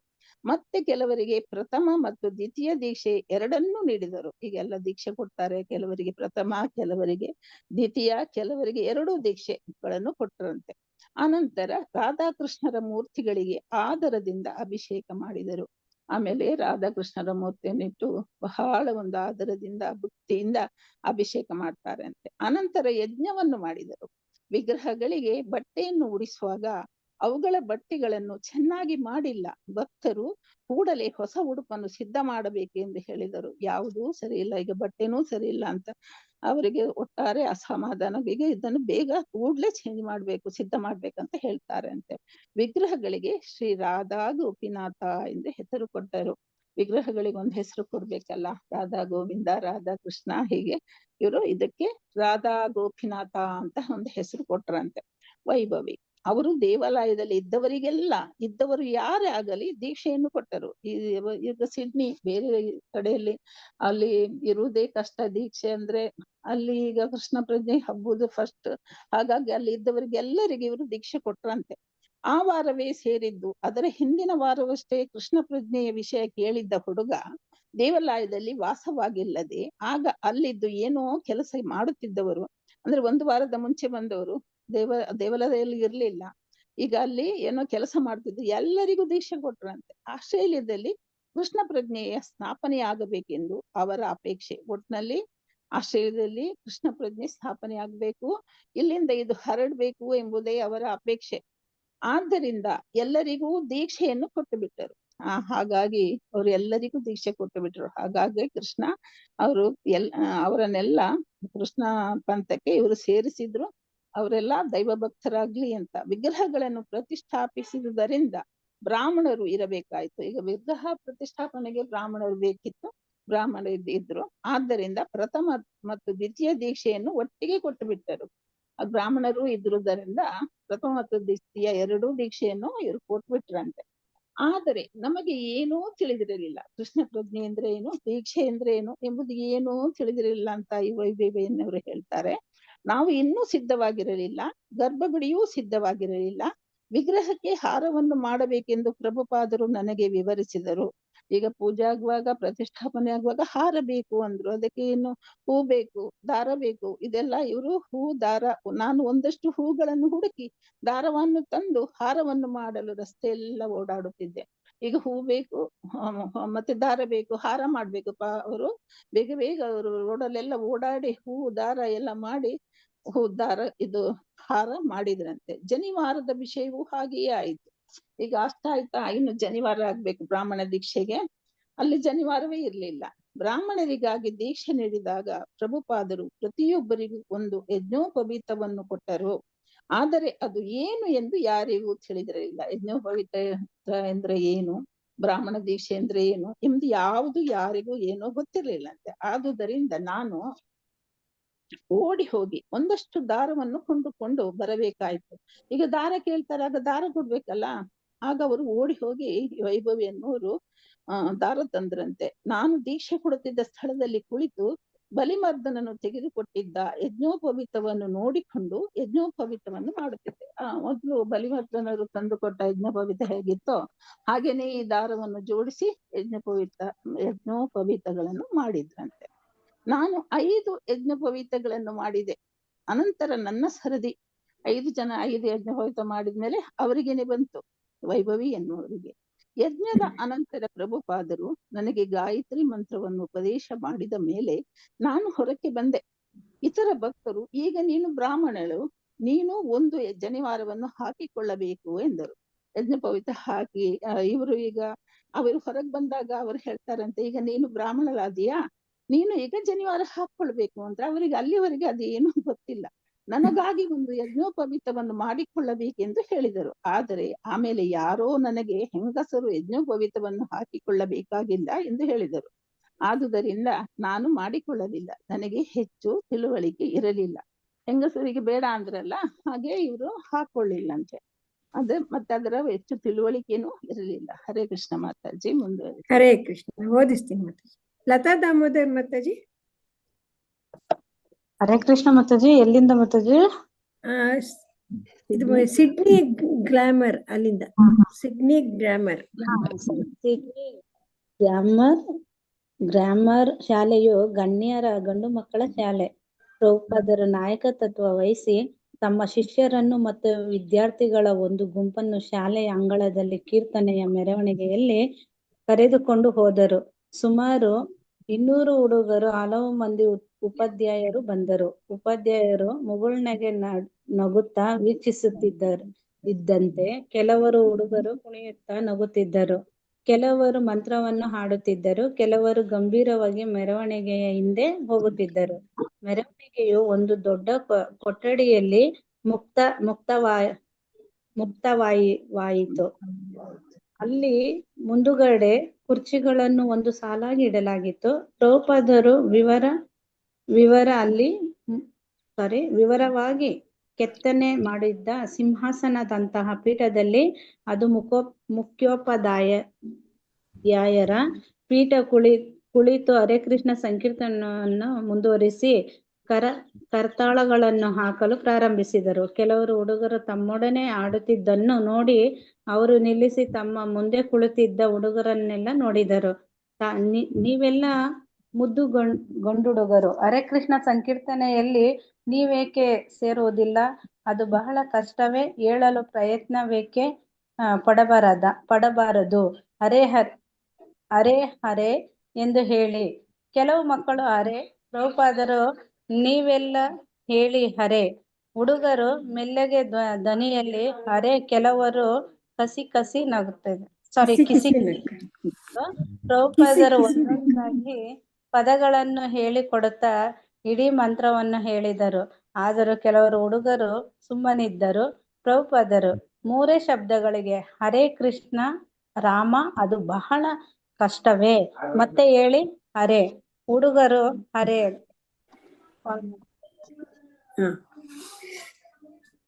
ಅರೆ ಮೇಲೆ ಕೆಳಗೆ ಹೋಗುತ್ತೆ, ಹಂಗಾಗಿ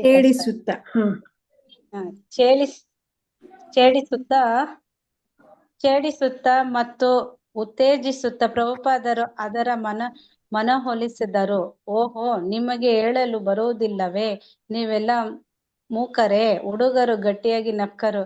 ಇದು ಹೇಗೆ? ನಿಮಗೆ 3 ಪದಗಳನ್ನು ಹೇಳಲು ಆಗುವುದಿಲ್ಲವೇ? ಓ, ಇದು ತುಂಬಾ ಆಶ್ಚರ್ಯ. ಹೇಳಿ ಹರೇ ಹರೇ ಕೃಷ್ಣ ಕೃಷ್ಣ. ಪ್ರಭುಪಾದರು ಲಯಬದ್ಧವಾಗಿ ತಮ್ಮ ಕರತಾಳಗಳನ್ನು ನುಡಿಸಲು ಪ್ರಾರಂಭಿಸಿದರು. ಅವರು ಆಡುತ್ತಿದ್ದಂತೆ ಹುಡುಗರು ಅನುಸರಿಸಿದರು. ಹರೇ ಕೃಷ್ಣ ಕೃಷ್ಣ ಕೃಷ್ಣ ಹರೇ ಹರೇ, ಹರೇ ರಾಮ ರಾಮ ರಾಮ ಹರೇ ಹರೇ. ಸ್ವಲ್ಪ ಹೊತ್ತಿನ ನಂತರ ಪ್ರಭುಪಾದರು ಕೀರ್ತನೆಯನ್ನು ಮುಕ್ತಾಯ ಮಾಡಿದರು. ಸುಂದರವಾದ ಅಲಂಕೃತ ಕುರ್ಚಿಯಲ್ಲಿ ಕುಳಿತು ಅವರು ಮಕ್ಕಳ ಕಡೆಗೆ ಮಂದಹಾಸ ಬೀರಿದರು. 3 ಶಬ್ದಗಳು ಹರೇ ಕೃಷ್ಣ ಮತ್ತು ರಾಮ. ದೇವರೆಂದರೆ ನಿಮಗೆ ಗೊತ್ತೇ? ನೀವು ಯಾರಾದರೂ ಎದ್ದು ನಿಂತು ದೇವರೆಂದರೆ ಏನು ಎಂದು ಹೇಳಬಲ್ಲಿರಾ? ಸ್ವಲ್ಪ ಹೊತ್ತು ಮೌನವಿತ್ತು. ಅನಂತರ ಪಿಸು ಮಾತು. ಕಡೆಗೆ 12 ವರ್ಷದ ಹುಡುಗನೊಬ್ಬ ಎದ್ದು ನಿಂತು ಅವನ ಸಂಗಾತಿಗಳು ಚಪ್ಪಾಳೆ ಹೊಡೆದು ನಕ್ಕರು. ಹರೇ ಕೃಷ್ಣ ಮಾತಾಜಿ. ಧನ್ಯವಾದ ಮಾತಾಜಿ. ಮೀರಾ ಪುನೀತ್ ಮಾತಾಜಿ, ಓದ್ತೀರಾ? ಹಾ ಮಾತಾಜಿ. ಏನೋ ಆಯ್ತು. ಹರೇ ಕೃಷ್ಣ. ಓದಿ ಮಾತಾಜಿ. ಧನ್ಯವಾದಗಳು. ಅಲ್ಲಿಂದ ಹುಡುಗರು ಮತ್ತೆ ಚಪ್ಪಾಳೆ ತಟ್ಟಿದರು. ಪ್ರಭುಪಾದರು, ಹೋಗಬೇಡ ತಾಳು, ನಿನ್ನ ಮಾತನ್ನು ನೀನು ವಿವರಿಸಬೇಕು. ಆತ್ಮ ಸಾಕ್ಷಾತ್ಕಾರ ಎಂದರೇನು ಎಂದರು. ಹಾಗೆಂದರೆ ಅಜಾಗೃತ ಮನಸ್ಸಿನ ಹುಡುಗ ಹಾಗೆಂದರೆ ಅಜಾಗೃತ ಮನಸ್ಸಿನ ಶಕ್ತಿಗಳನ್ನು ಬಳಸಿಕೊಂಡು ನಮ್ಮನ್ನು ಕಂಡುಕೊಳ್ಳುವುದು. ಪ್ರಭುಪಾದ: ಮನಸ್ಸು ಅಜಾಗೃತ ಎಂದು ನಿನಗೆ ತೋರುತ್ತದೆಯೇ? ಹುಡುಗ: ಮನಸ್ಸು ಅಜಾಗೃತ. ಪ್ರಭುಪಾದ: ಅಜಾಗೃತವನ್ನು ಅರ್ಥ ಮಾಡಿಕೊಳ್ಳಲು ಜಾಗೃತ ಸ್ಥಿತಿ ಎಂದರೇನು ಎಂದು ತಿಳಿದುಕೊಳ್ಳಬೇಕು. ಹುಡುಗ: ನಾನು ಜಾಗೃತ ಸ್ಥಿತಿಯನ್ನು ಕುರಿತು ಮಾತನಾಡುತ್ತಿಲ್ಲ,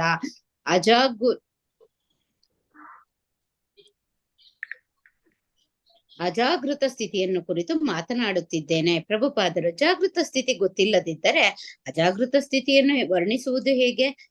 ಹುಡುಗ: ಅಜಾಗೃತ ಸಹಜ ಪ್ರವೃತ್ತಿ. ಪ್ರಭುಪಾದರು: ಅಜಾಗೃತಿ ಎನ್ನುವುದು ಜಾಗೃತಿಯ ನೇತ್ಯಾತ್ಮಕ ಮುಖ. ಆದುದರಿಂದ ಜಾಗೃತಿ ಎಂದರೇನು ಎಂದು ನೀನು ವಿವರಿಸಬೇಕು. ಅನಂತರ ನಾವು ಅಜಾಗೃತಿಯನ್ನು ಅರ್ಥ ಮಾಡಿಕೊಳ್ಳಬಹುದು. ಹುಡುಗ: ಜಾಗೃತಿ. ಪ್ರಭುಪಾದರು: ಹೌದು, ಜಾಗೃತಿ ಎಂದರೇನು ಎಂದು ಅರ್ಥ ಮಾಡಿಕೊಳ್ಳಲು ಪ್ರಯತ್ನಿಸು, ಆಗ ನಿನಗೆ ಅಜಾಗೃತಿ ಅರ್ಥವಾಗುತ್ತದೆ. ಜಾಗೃತಿಯು ದೇಹವನ್ನೆಲ್ಲ ಆವರಿಸಿದೆ.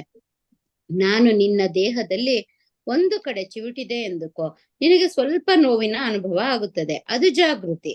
ನೋವು ಸಂತೋಷಗಳ ಅನುಭವ ಜಾಗೃತಿ. ಆದರೆ ಆ ಜಾಗೃತಿಯು ವ್ಯಕ್ತಿಗತವಾದದ್ದು.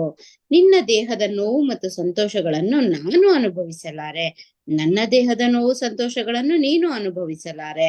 ಆದುದರಿಂದ ನಿನ್ನ ಜಾಗೃತಿಯು ವ್ಯಕ್ತಿಗತವಾದದ್ದು, ನನ್ನ ಜಾಗೃತಿಯು ವ್ಯಕ್ತಿಗತವಾದದ್ದು. ಆದರೆ ಇನ್ನೊಂದು ಜಾಗೃತಿ ಇದೆ, ಅದು ನಿನ್ನ ದೇಹದ ನೋವು ಸಂತೋಷಗಳನ್ನು, ನನ್ನ ದೇಹದ ನೋವು ಸಂತೋಷಗಳನ್ನು ಅನುಭವಿಸಬಲ್ಲದು. ಇದನ್ನು ಭಗವದ್ಗೀತೆಯಲ್ಲಿ ಹೇಳಿದೆ. ನೀವು ಭಗವದ್ಗೀತೆಯ ಹೆಸರನ್ನು ಕೇಳಿದ್ದೀರಾ? ಯಾರಾದರೂ ಕೇಳಿದ್ದೀರಾ? ಇನ್ನೊಬ್ಬ ಹುಡುಗ: ಹೌದು. ಪ್ರಭುಪಾದರು: ಹೌದು ಎಂದು ಹೇಳಿದವರು ಯಾರು? ದಯವಿಟ್ಟು ಇಲ್ಲಿ ಬಾ. ಧನ್ಯವಾದಗಳು. ಭೇಷ್, ನಿಮ್ಮಲ್ಲಿ ಒಬ್ಬರಿಗಾದರೂ ಭಗವದ್ಗೀತೆ ಎಂದರೆ ಏನು ಎಂದು ಗೊತ್ತಿದೆ? ಭಗವದ್ಗೀತೆಯಲ್ಲಿ ಹೀಗೆ ಹೇಳಿದೆ: ಭೌತಿಕ ದೇಹಕ್ಕೂ ಮತ್ತು ಪ್ರತ್ಯೇಕ ಆತ್ಮಗಳಿಗೂ ಪರಮಾತ್ಮನಾದ ಶ್ರೀಕೃಷ್ಣನಿಗೂ ವ್ಯತ್ಯಾಸಗಳೇನು ಎಂದು ಶ್ರೀಲ ಪ್ರಭುಪಾದರು ವಿವರಿಸಿದರು. ನಿನ್ನ ದೇಹವನ್ನು ವೈಯಕ್ತಿಕವಾಗಿ ಬಲ್ಲವನು ನೀನು, ನನ್ನ ದೇಹವನ್ನು ವೈಯಕ್ತಿಕವಾಗಿ ಬಲ್ಲವನು ನಾನು. ಹೀಗೆ ಪ್ರತಿಯೊಬ್ಬನೂ ತನ್ನ ದೇಹವನ್ನು ಬಲ್ಲ. ಆದರೆ ಇನ್ನೊಬ್ಬನಿದ್ದಾನೆ, ಆತನು ನನಗೆ ಪ್ರತಿಯೊಬ್ಬರ ದೇಹದ ಪ್ರತಿಯೊಂದು ವಿಷಯವೂ ಗೊತ್ತು ಎಂದು ಹೇಳುತ್ತಾನೆ. ನನಗೆ ನನ್ನ ದೇಹದ ವಿಷಯ ಸ್ವಲ್ಪ ತಿಳಿದಿರುವಂತೆ, ಅಥವಾ ಈ ಜಗತ್ತಿನ ವಿಷಯ ಸ್ವಲ್ಪ ತಿಳಿದಿರುವಂತೆ, ಈ ವಿಶ್ವದ ವಿಷಯ ಎಲ್ಲವನ್ನೂ ತಿಳಿದಿರುವ ಇನ್ನೊಬ್ಬ ಆತ್ಮ ಪರಮಾತ್ಮ ಇದ್ದಾನೆ. ಆತನನ್ನು ಬೇರೆ ಬೇರೆ ಭಾಷೆಗಳಲ್ಲಿ ದೇವರು ಅಥವಾ ಪರಮಾತ್ಮ ಅಥವಾ ಕೃಷ್ಣ ಎಂದು ಕರೆಯುತ್ತಾರೆ.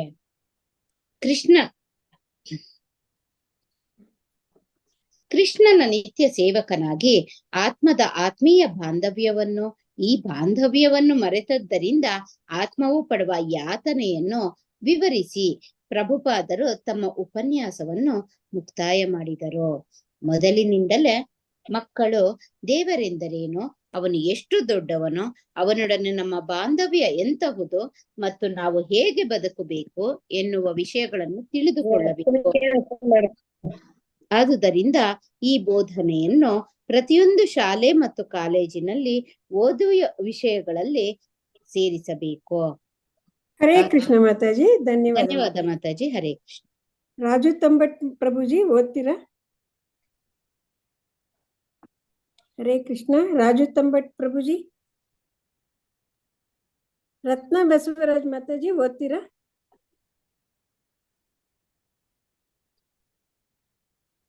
ಮಾತಾಜಿ ಸರಿ ಆಗತ್ತೆ, ಇಷ್ಟೇ ಹೇಳಿ ಮಾತಾಜಿ. ಹೇಳ 10 ನಿಮಿಷ ಉಳಿದಿದೆ ಅಷ್ಟೇ.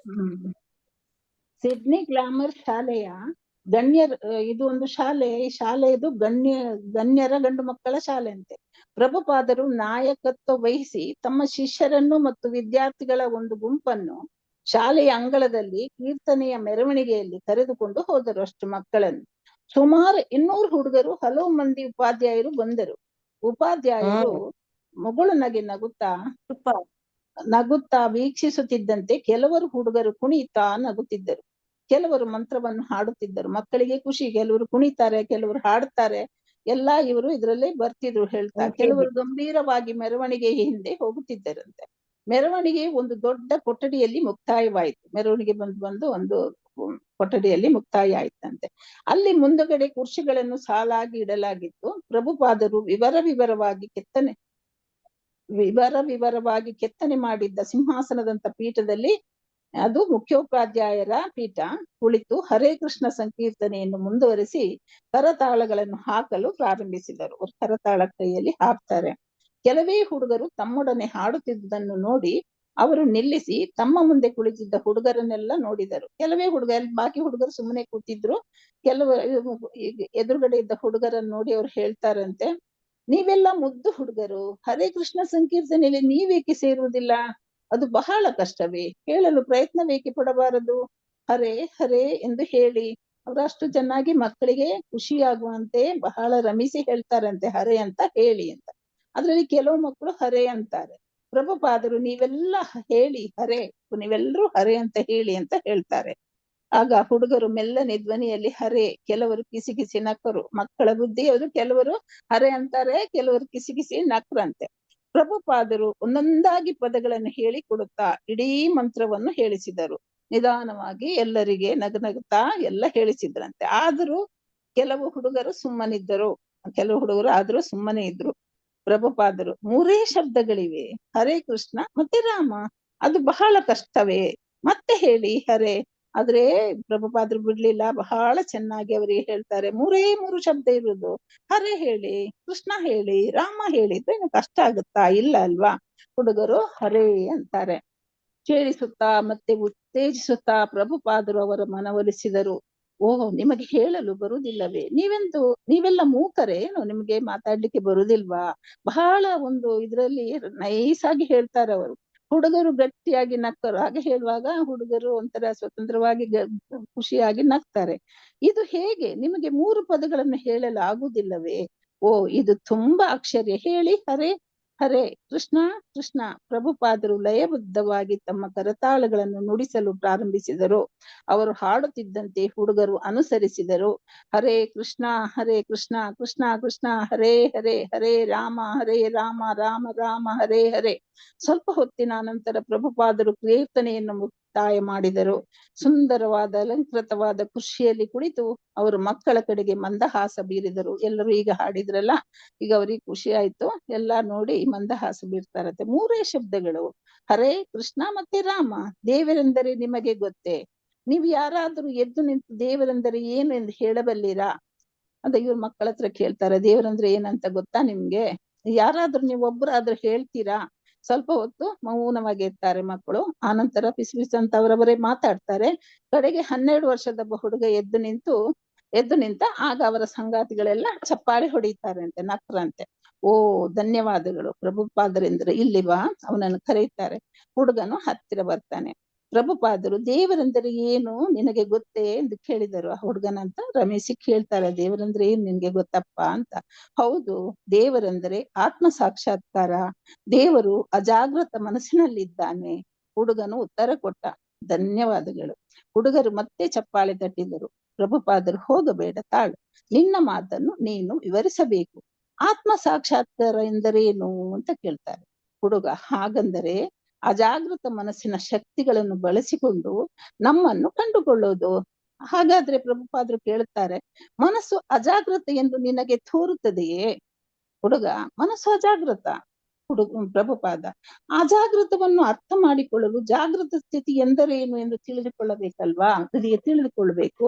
ಹುಡುಗ, ನಾನು ಜಾಗೃತ ಸ್ಥಿತಿಯನ್ನು ಕುರಿತು ಮಾತನಾಡುತ್ತಿಲ್ಲ, ಅಜಾಗೃತ ಸ್ಥಿತಿಯನ್ನು ಮಾತನಾಡುತ್ತಿದ್ದೇನೆ. ಹುಡುಗ ಹೇಳ್ತಾನೆ, ನಾನು ಜಾಗೃತ ಸ್ಥಿತಿಯನ್ನು ಹೇಳುತ್ತಿಲ್ಲ, ನಾನು ಅಜಾಗೃತ ಸ್ಥಿತಿಯನ್ನು ಹೇಳ್ತಿದ್ದೇನೆ ಅಂತ. ಪ್ರಭುಪಾದರು ಹೇಳ್ತಾರೆ, ಜಾಗೃತ ಸ್ಥಿತಿ ಗೊತ್ತಿಲ್ಲದಿದ್ದರೆ ಅಜಾಗೃತ ಸ್ಥಿತಿಯನ್ನು ವರ್ಣಿಸುವುದು ಹೇಗೆ?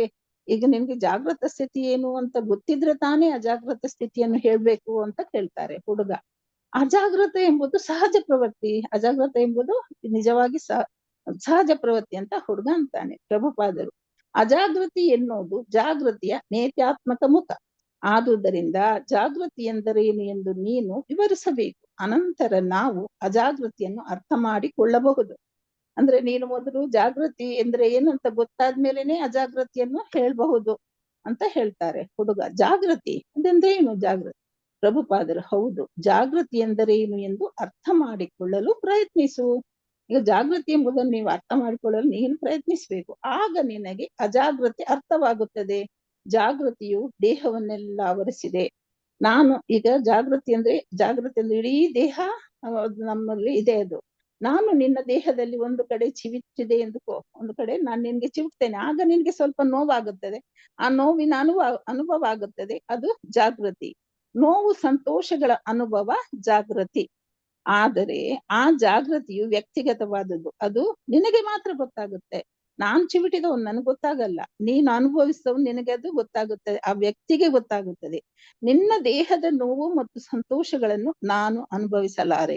ನಿನ್ನ ದೇಹದಲ್ಲಿ ಆಗುವ ನೋವನ್ನು ಮತ್ತೆ ಸಂತೋಷ ನನಗೆ ಅನುಭವಿಸಲಾಗುವುದಿಲ್ಲ, ಅದು ವ್ಯಕ್ತಿಗೆ ಅವರವರಿಗೆ ಅನುಭವ ಆಗುತ್ತದೆ. ನನ್ನ ದೇಹದ ನೋವು ಸಂತೋಷಗಳನ್ನು ನೀನು ಅನುಭವಿಸಲಾರೆ. ಆದ್ದರಿಂದ ನಿನ್ನ ಜಾಗೃತಿಯು ವ್ಯಕ್ತಿಗತವಾದದ್ದು, ನನ್ನ ಜಾಗೃತಿಯು ವ್ಯಕ್ತಿಗತವಾದದ್ದು. ಅದು ಒಂದೊಂದು ವ್ಯಕ್ತಿಗೆ ಅನ್ವಯಿಸುತ್ತದೆ ಜಾಗೃತಿ. ಆದ್ರೆ ಇನ್ನೊಂದು ಜಾಗೃತಿ ಇದೆ, ಇದೆರಡು ಬಿಟ್ಟು ಇನ್ನೊಂದು ಜಾಗೃತಿ ಇದೆ ಅಂತಾರೆ. ಅದು ನಿನ್ನ ದೇಹದ ನೋವು ಸಂತೋಷಗಳನ್ನು, ನನ್ನ ದೇಹದ ನೋವು ಸಂತೋಷಗಳನ್ನು ಅನುಭವಿಸಬಲ್ಲದು. ಇನ್ನೊಂದು ಜಾಗೃತಿ ಇದೆ, ಅದು ಏನ್ ಮಾಡುತ್ತೆ ಅಂದ್ರೆ ನನ್ನ ದೇಹದ ನೋವುನು ನಿನ್ನ ದೇಹದ ನೋವುನು ಸಂತೋಷನು ಅದು ಅನುಭವಿಸುತ್ತದೆ ಎಂದು ಭಗವದ್ಗೀತೆಯಲ್ಲಿ ಹೇಳಿದೆ ಅಂತ ಹೇಳ್ತಾರೆ. ನೀವು ಭಗವದ್ಗೀತೆ ಹೆಸರನ್ನು ಕೇಳಿದ್ದೀರಾ? ಯಾರಾದರೂ ಕೇಳಿದ್ದೀರಾ? ಮಕ್ಕಳಲ್ಲಿ ಪ್ರಭುಪಾದರು ಕೇಳ್ತಾರೆ. ಇನ್ನೊಬ್ಬ ಹುಡುಗ ಹೌದು, ಆಗ ಅಲ್ಲಿದ್ದ ಇನ್ನೊಬ್ಬ ಹೇಳ್ತಾನೆ ಹೌದು ನಾನ್ ಕೇಳಿದ್ದೀನಿ. ಪ್ರಭುಪಾದರು ಹೌದು ಎಂದು ಹೇಳಿದವರು ಯಾರು? ದಯವಿಟ್ಟು ಇಲ್ಲಿ ಬಾ, ಧನ್ಯವಾದಗಳು. ಬೇಷ್, ನಿಮ್ಮಲ್ಲಿ ಒಬ್ಬರಿಗಾದರೂ ಭಗವದ್ಗೀತೆ ಎಂದರೆ ಏನು ಎಂದು ಗೊತ್ತಿದೆ, ಭಗವದ್ಗೀತೆಯಲ್ಲಿ ಹೀಗೆ ಹೇಳಿದೆ. ಅವನು ಹಾಗೆ ಹೇಳಿದಕ್ಕೆ ಅವರಿಗೆ ಖುಷಿ ಆಯ್ತು. ಬೇಷ್, ನಿಮ್ಮಲ್ಲಿ ಇಷ್ಟು ಜನರಲ್ಲಿ ಒಬ್ಬರಿಗಾದ್ರೂ ಭಗವದ್ಗೀತೆ ಏನಂತ ಗೊತ್ತಿದೆ ಅಲ್ಲ. ಹಾಗಾದ್ರೆ ಇಲ್ಲಿ ಇವ್ರು ಹೇಳ್ತಾರೆ, ಭಗವದ್ಗೀತೆಯಲ್ಲಿ ಹೀಗೆ ಹೇಳಿದ್ದಾರೆ: ಭೌತಿಕ ದೇಹಕ್ಕೂ ಮತ್ತು ಪ್ರತ್ಯೇಕ ಆತ್ಮಗಳಿಗೂ ಪರಮಾತ್ಮನಾದ ಶ್ರೀಕೃಷ್ಣನಿಗೂ ವ್ಯತ್ಯಾಸಗಳೇನು ಎಂದು ಶ್ರೀಲ ಪ್ರಭುಪಾದರು ವಿವರಿಸಿದರು. ಈಗ ಅವರು ಎಲ್ಲಾ ಮಕ್ಕಳಿಗೆ ಅರ್ಥ ಆಗುವಂತೆ ವಿವರಿಸ್ತಾರಂತೆ. ನಮ್ಮ ಈ ದೇಹಕ್ಕೆ ಮತ್ತೆ ಪ್ರತ್ಯೇಕ ಆತ್ಮಗಳಿಗೆ ಮತ್ತೆ ಪರಮಾತ್ಮ ಶ್ರೀಕೃಷ್ಣನಿಗೆ ಏನೇನು ವ್ಯತ್ಯಾಸ ಇದೆ ಅಂತ ಸರಿಯಾಗಿ ಮಕ್ಕಳಿಗೆ ಅರ್ಥ ಆಗುವ ಹಾಗೆ ಅವರು ವಿವರಿಸ್ತಾರೆ. ನಿನ್ನ ದೇಹವನ್ನು ವೈಯಕ್ತಿಕವಾಗಿ ಬಲ್ಲವನು ನೀನು. ನಿನ್ನ ದೇಹದಲ್ಲಿ ಏನೇನು ಆಗುತ್ತೆ, ಏನೇನಿದೆ ಎಲ್ಲ ನಿನ್ಗೆ ಗೊತ್ತು. ನನ್ನ ದೇಹವನ್ನು ವೈಯಕ್ತಿಕವಾಗಿ ಬಲ್ಲವನು ನಾನು. ಹೀಗೆ ಪ್ರತಿಯೊಬ್ಬನು ತನ್ನ ದೇಹವನ್ನು ಬಲ್ಲ. ಅವರವರ ದೇಹದ ಪರಿಸ್ಥಿತಿ, ಅವರವರ ದೇಹದ ಎಲ್ಲ ಅವರವರಿಗೆ ಗೊತ್ತಿರುತ್ತದೆ. ಆದರೆ ಇನ್ನೊಬ್ಬ ಇದ್ದಾನೆ, ಅವನು ನನಗೆ ಪ್ರತಿಯೊಬ್ಬರ ದೇಹದ ಪ್ರತಿಯೊಂದು ವಿಷಯವೂ ಗೊತ್ತು ಎಂದು ಹೇಳುತ್ತಾನೆ. ಅಂದ್ರೆ ನಾವಲ್ಲದೆ ಇನ್ನೊಬ್ಬ ಇದ್ದಾನೆ ಅಂದ್ರೆ ಅವನಿಗೆ ಎಲ್ಲ ಪ್ರತಿಯೊಂದು ದೇಹದಲ್ಲಿ ಏನಿದೆ, ಅದ್ರಲ್ಲಿ ಏನೆಲ್ಲ ಆಗ್ತಾ ಇದೆ ಎಲ್ಲ ನನ್ಗೆ ಗೊತ್ತಿದೆ ಅಂತ ಹೇಳ್ತಾನೆ. ನನಗೆ ನನ್ನ ದೇಹದ ವಿಷಯ ಸ್ವಲ್ಪ ತಿಳಿದಿರುವಂತೆ, ಅಥವಾ ಈ ಜಗತ್ತಿನ ವಿಷಯ ಸ್ವಲ್ಪ ತಿಳಿದಿರುವಂತೆ, ಈ ವಿಶ್ವದ ವಿಷಯ ಎಲ್ಲವನ್ನೂ ತಿಳಿದಿರುವ ಇನ್ನೊಬ್ಬ ಆತ್ಮ ಪರಮಾತ್ಮನಿದ್ದಾನೆ. ಆತನನ್ನು ಬೇರೆ ಬೇರೆ ಭಾಷೆಗಳಲ್ಲಿ ದೇವರು ಅಥವಾ ಪರಮಾತ್ಮ ಅಥವಾ ಕೃಷ್ಣ ಎಂದು ಕರೆಯುತ್ತಾರೆ. ಈಗ ಇವರು ಮಕ್ಕಳಿಗೆ ಅರ್ಥ ಆಗುವಂತೆ ಹೇಳ್ತಾರೆ, ನಿನ್ನ ವಿಷಯ ಮತ್ತೆ ನನ್ನ ವಿಷಯ, ಜಗತ್ತಿನ ಎಲ್ಲ ವಿಷಯವನ್ನು ತಿಳಿದ ಇನ್ನೊಬ್ಬ ಇದ್ದಾನೆ, ಅವನು ಆತ್ಮ ಪರಮಾತ್ಮನಾಗಿದ್ದಾನೆ. ಅವನನ್ನು ಒಂದೊಂದು ಭಾಷೆಯಲ್ಲಿ ಒಂದೊಂದು ತರ ಹೇಳ್ತಾರೆ. ಅವನನ್ನು ನಾವೇನ್ ಹೇಳ್ತೀವಿ, ಪರಮಾತ್ಮ ಕೃಷ್ಣ ಅಂತ ಕರಿತೀವಿ. ಒಂದೊಂದು ದೇಶದಲ್ಲಿ ಒಂದೊಂದು ರೀತಿಯಾಗಿ ಅವನನ್ನು ಪೂಜಿಸ್ತಾರೆ ಅಂತ ಸರಿಯಾಗಿ ಅರ್ಥ ಆಗುವಂತೆ ಮಕ್ಕಳಿಗೆ ವಿವರಿಸಿ ಹೇಳ್ತಾರೆ. ಕೃಷ್ಣನ ನಿತ್ಯ ಸೇವಕನಾಗಿ ಆತ್ಮದ ಆತ್ಮೀಯ ಬಾಂಧವ್ಯವನ್ನು, ಈ ಬಾಂಧವ್ಯವನ್ನು ಮರೆತದ್ದರಿಂದ ಆತ್ಮವು ಪಡುವ ಯಾತನೆಯನ್ನು ವಿವರಿಸಿ ಪ್ರಭುಪಾದರು ತಮ್ಮ ಉಪನ್ಯಾಸವನ್ನು ಮುಕ್ತಾಯ ಮಾಡಿದರು. ಅಂದ್ರೆ ನಾವು ನಿತ್ಯ ಸೇವಕರಾಗಿದ್ದೇವೆ, ಆತ್ಮದ ಆತ್ಮೀಯ ಬಾಂಧವ್ಯ ಮತ್ತೆ ಈ ಬಾಂಧವ್ಯವನ್ನು ನಾವು ಮರೆತಿದ್ದೇವೆ, ಆ ದೇವರನ್ನೇ ಮರೆತಿದ್ದೇವೆ. ಹಾಗಾಗಿ ನಾವು ಇಲ್ಲಿ ಇಷ್ಟು ಕಷ್ಟಪಡ್ತಿದ್ದೇವೆ. ಎಲ್ಲ ಇವರು ಪ್ರಭುಪಾದರು ಮಕ್ಕಳಿಗೆ ಚೆನ್ನಾಗಿ ಅರ್ಥ ಆಗುವಂತೆ ಉಪನ್ಯಾಸ ಮಾಡಿ ಮುಗಿಸ್ತಾರೆ ಅಂತೆ. ಮೊದಲಿಂದಲೇ ಮಕ್ಕಳು ದೇವರೆಂದರೇನು, ಅವನು ಎಷ್ಟು ದೊಡ್ಡವನು, ಅವನೊಡನೆ ನಮ್ಮ ಬಾಂಧವ್ಯ ಎಂತಹುದು ಮತ್ತು ನಾವು ಹೇಗೆ ಬದುಕಬೇಕು ಎನ್ನುವ ವಿಷಯವನ್ನು ತಿಳಿದುಕೊಳ್ಳಬೇಕು. ಇದೆಲ್ಲ ಮಕ್ಕಳಿರುವಾಗ ಮಕ್ಕಳಿಗೆ ಗೊತ್ತಾಗ್ಬೇಕು ಅಂತ ಇವರು ಹೇಳ್ತಾರೆ. ಅಂದ್ರೆ ನಮ್ಗೆ ದೇವರಿಗೆ ಏನ್ ವ್ಯತ್ಯಾಸ, ಅವನು ಎಷ್ಟು ದೊಡ್ಡವನು, ನಾವು ಯಾಕೆ ಇಲ್ಲಿ ಬಂದು ಇದೆಲ್ಲ ಗೊತ್ತಾಗ್ಬೇಕು ಅಂತ ಪ್ರಭುಪಾದರು ಇಲ್ಲಿ ಹೇಳ್ತಾರೆ. ಮಕ್ಕಳಿಂದಲೇ ಗೊತ್ತಾಗ್ಬೇಕು. ಆದುದರಿಂದ ಈ ಬೋಧನೆಯನ್ನು ಪ್ರತಿ ಒಂದು ಶಾಲೆ ಮತ್ತು ಕಾಲೇಜಿನಲ್ಲಿ ಓದುವ ವಿಷಯಗಳಲ್ಲಿ ಸೇರಿಸಬೇಕು. ಅವ್ರು ಏನ್ ಹೇಳ್ತಾರಂದ್ರೆ, ಈ ಒಂದು ವಿಷಯವನ್ನು ಪ್ರತಿ ಒಂದು ಸಣ್ಣ ಮಕ್ಕಳಿರುವಾಗ ಅಂದ್ರೆ ಶಾಲೆಯಲ್ಲಿ ಕಾಲೇಜಿನಲ್ಲಿ ಎಲ್ಲ ಹೇಳ್ಬೇಕು ಅಂತ ಹೇಳಿ ಹೇಳ್ತಾರೆ. ಹರೇ ಕೃಷ್ಣ ಮಾತಾಜಿ. ಹರೇ ಕೃಷ್ಣ ಮಾತಾಜಿ. ಹರಿ ಬೋಲ್ ಮಾತಾಜಿ. ಚೆನ್ನಾಗಿ ಮಾಡಿದ್ರಿ ಮಾತಾಜಿ. ವಾಂಛಾ ಕಲ್ಪತರುಭ್ಯಶ್ಚ ಕೃಪಾ ಸಿಂಧುಭ್ಯ ಏವ ಚ ಪತಿತನಾಂ ಪಾವನೇಭ್ಯೋ ವೈಷ್ಣವೇಭ್ಯೋ ನಮೋ ನಮಃ. ಅನಂತ ಕೋಟಿ ಭಕ್ತ ವೃಂದಕ್ಕೆ ಜೈ. ಹರೇ ಕೃಷ್ಣ ಮಾತಾಜಿ. ಎಲ್ಲರಿಗೂ ಧನ್ಯವಾದಗಳು. ತಪ್ಪಿದ್ರೆ ಕ್ಷಮಿಸಿ ಬಿಡಿ, ನನಗೆ ನಿಮ್ಮಷ್ಟು ಗೊತ್ತಿಲ್ಲ. ಆದ್ರೆ ಹೇಳಿದೆ. ಹರೇ ಕೃಷ್ಣ. ಹರೇ ಧನ್ಯವಾದಗಳು ಕೃಷ್ಣ ಮಾತಾಜಿ. ಧನ್ಯವಾದಗಳು. ಹರೇ ಕೃಷ್ಣ ಮಾತಾಜಿ. ಧನ್ಯವಾದಗಳು. ತುಂಬಾ ಚೆನ್ನಾಗಿತ್ತು ಮಾತಾಜಿ. ಹರೇ ಕೃಷ್ಣ ಮಾತಾಜಿ. ಧನ್ಯವಾದಗಳು. ಎಲ್ಲ ತಿಳಿದವರು ನನಗೆ ಗೊತ್ತಿಲ್ಲ. ಆಯ್ತು ಮಾತಾಜಿ. ಹರೇ ಕೃಷ್ಣ. ಎಲ್ಲರಿಗೂ ಧನ್ಯವಾದಗಳು. ಎಂಡ್ ಮಾಡ್ತೇನೆ ಮೀಟಿಂಗ್. ಹರೇ ಕೃಷ್ಣ. ಹರೇ ಕೃಷ್ಣ ಮಾತಾಜಿ. ಧನ್ಯವಾದಗಳು. ಧನ್ಯವಾದಗಳು. ಎಲ್ಲ ಅಟೆಂಡೆನ್ಸ್ ಹಾಕಿದೀರಾ ಅನ್ಕೊಂಡಿದೀನಿ. ಹರೇ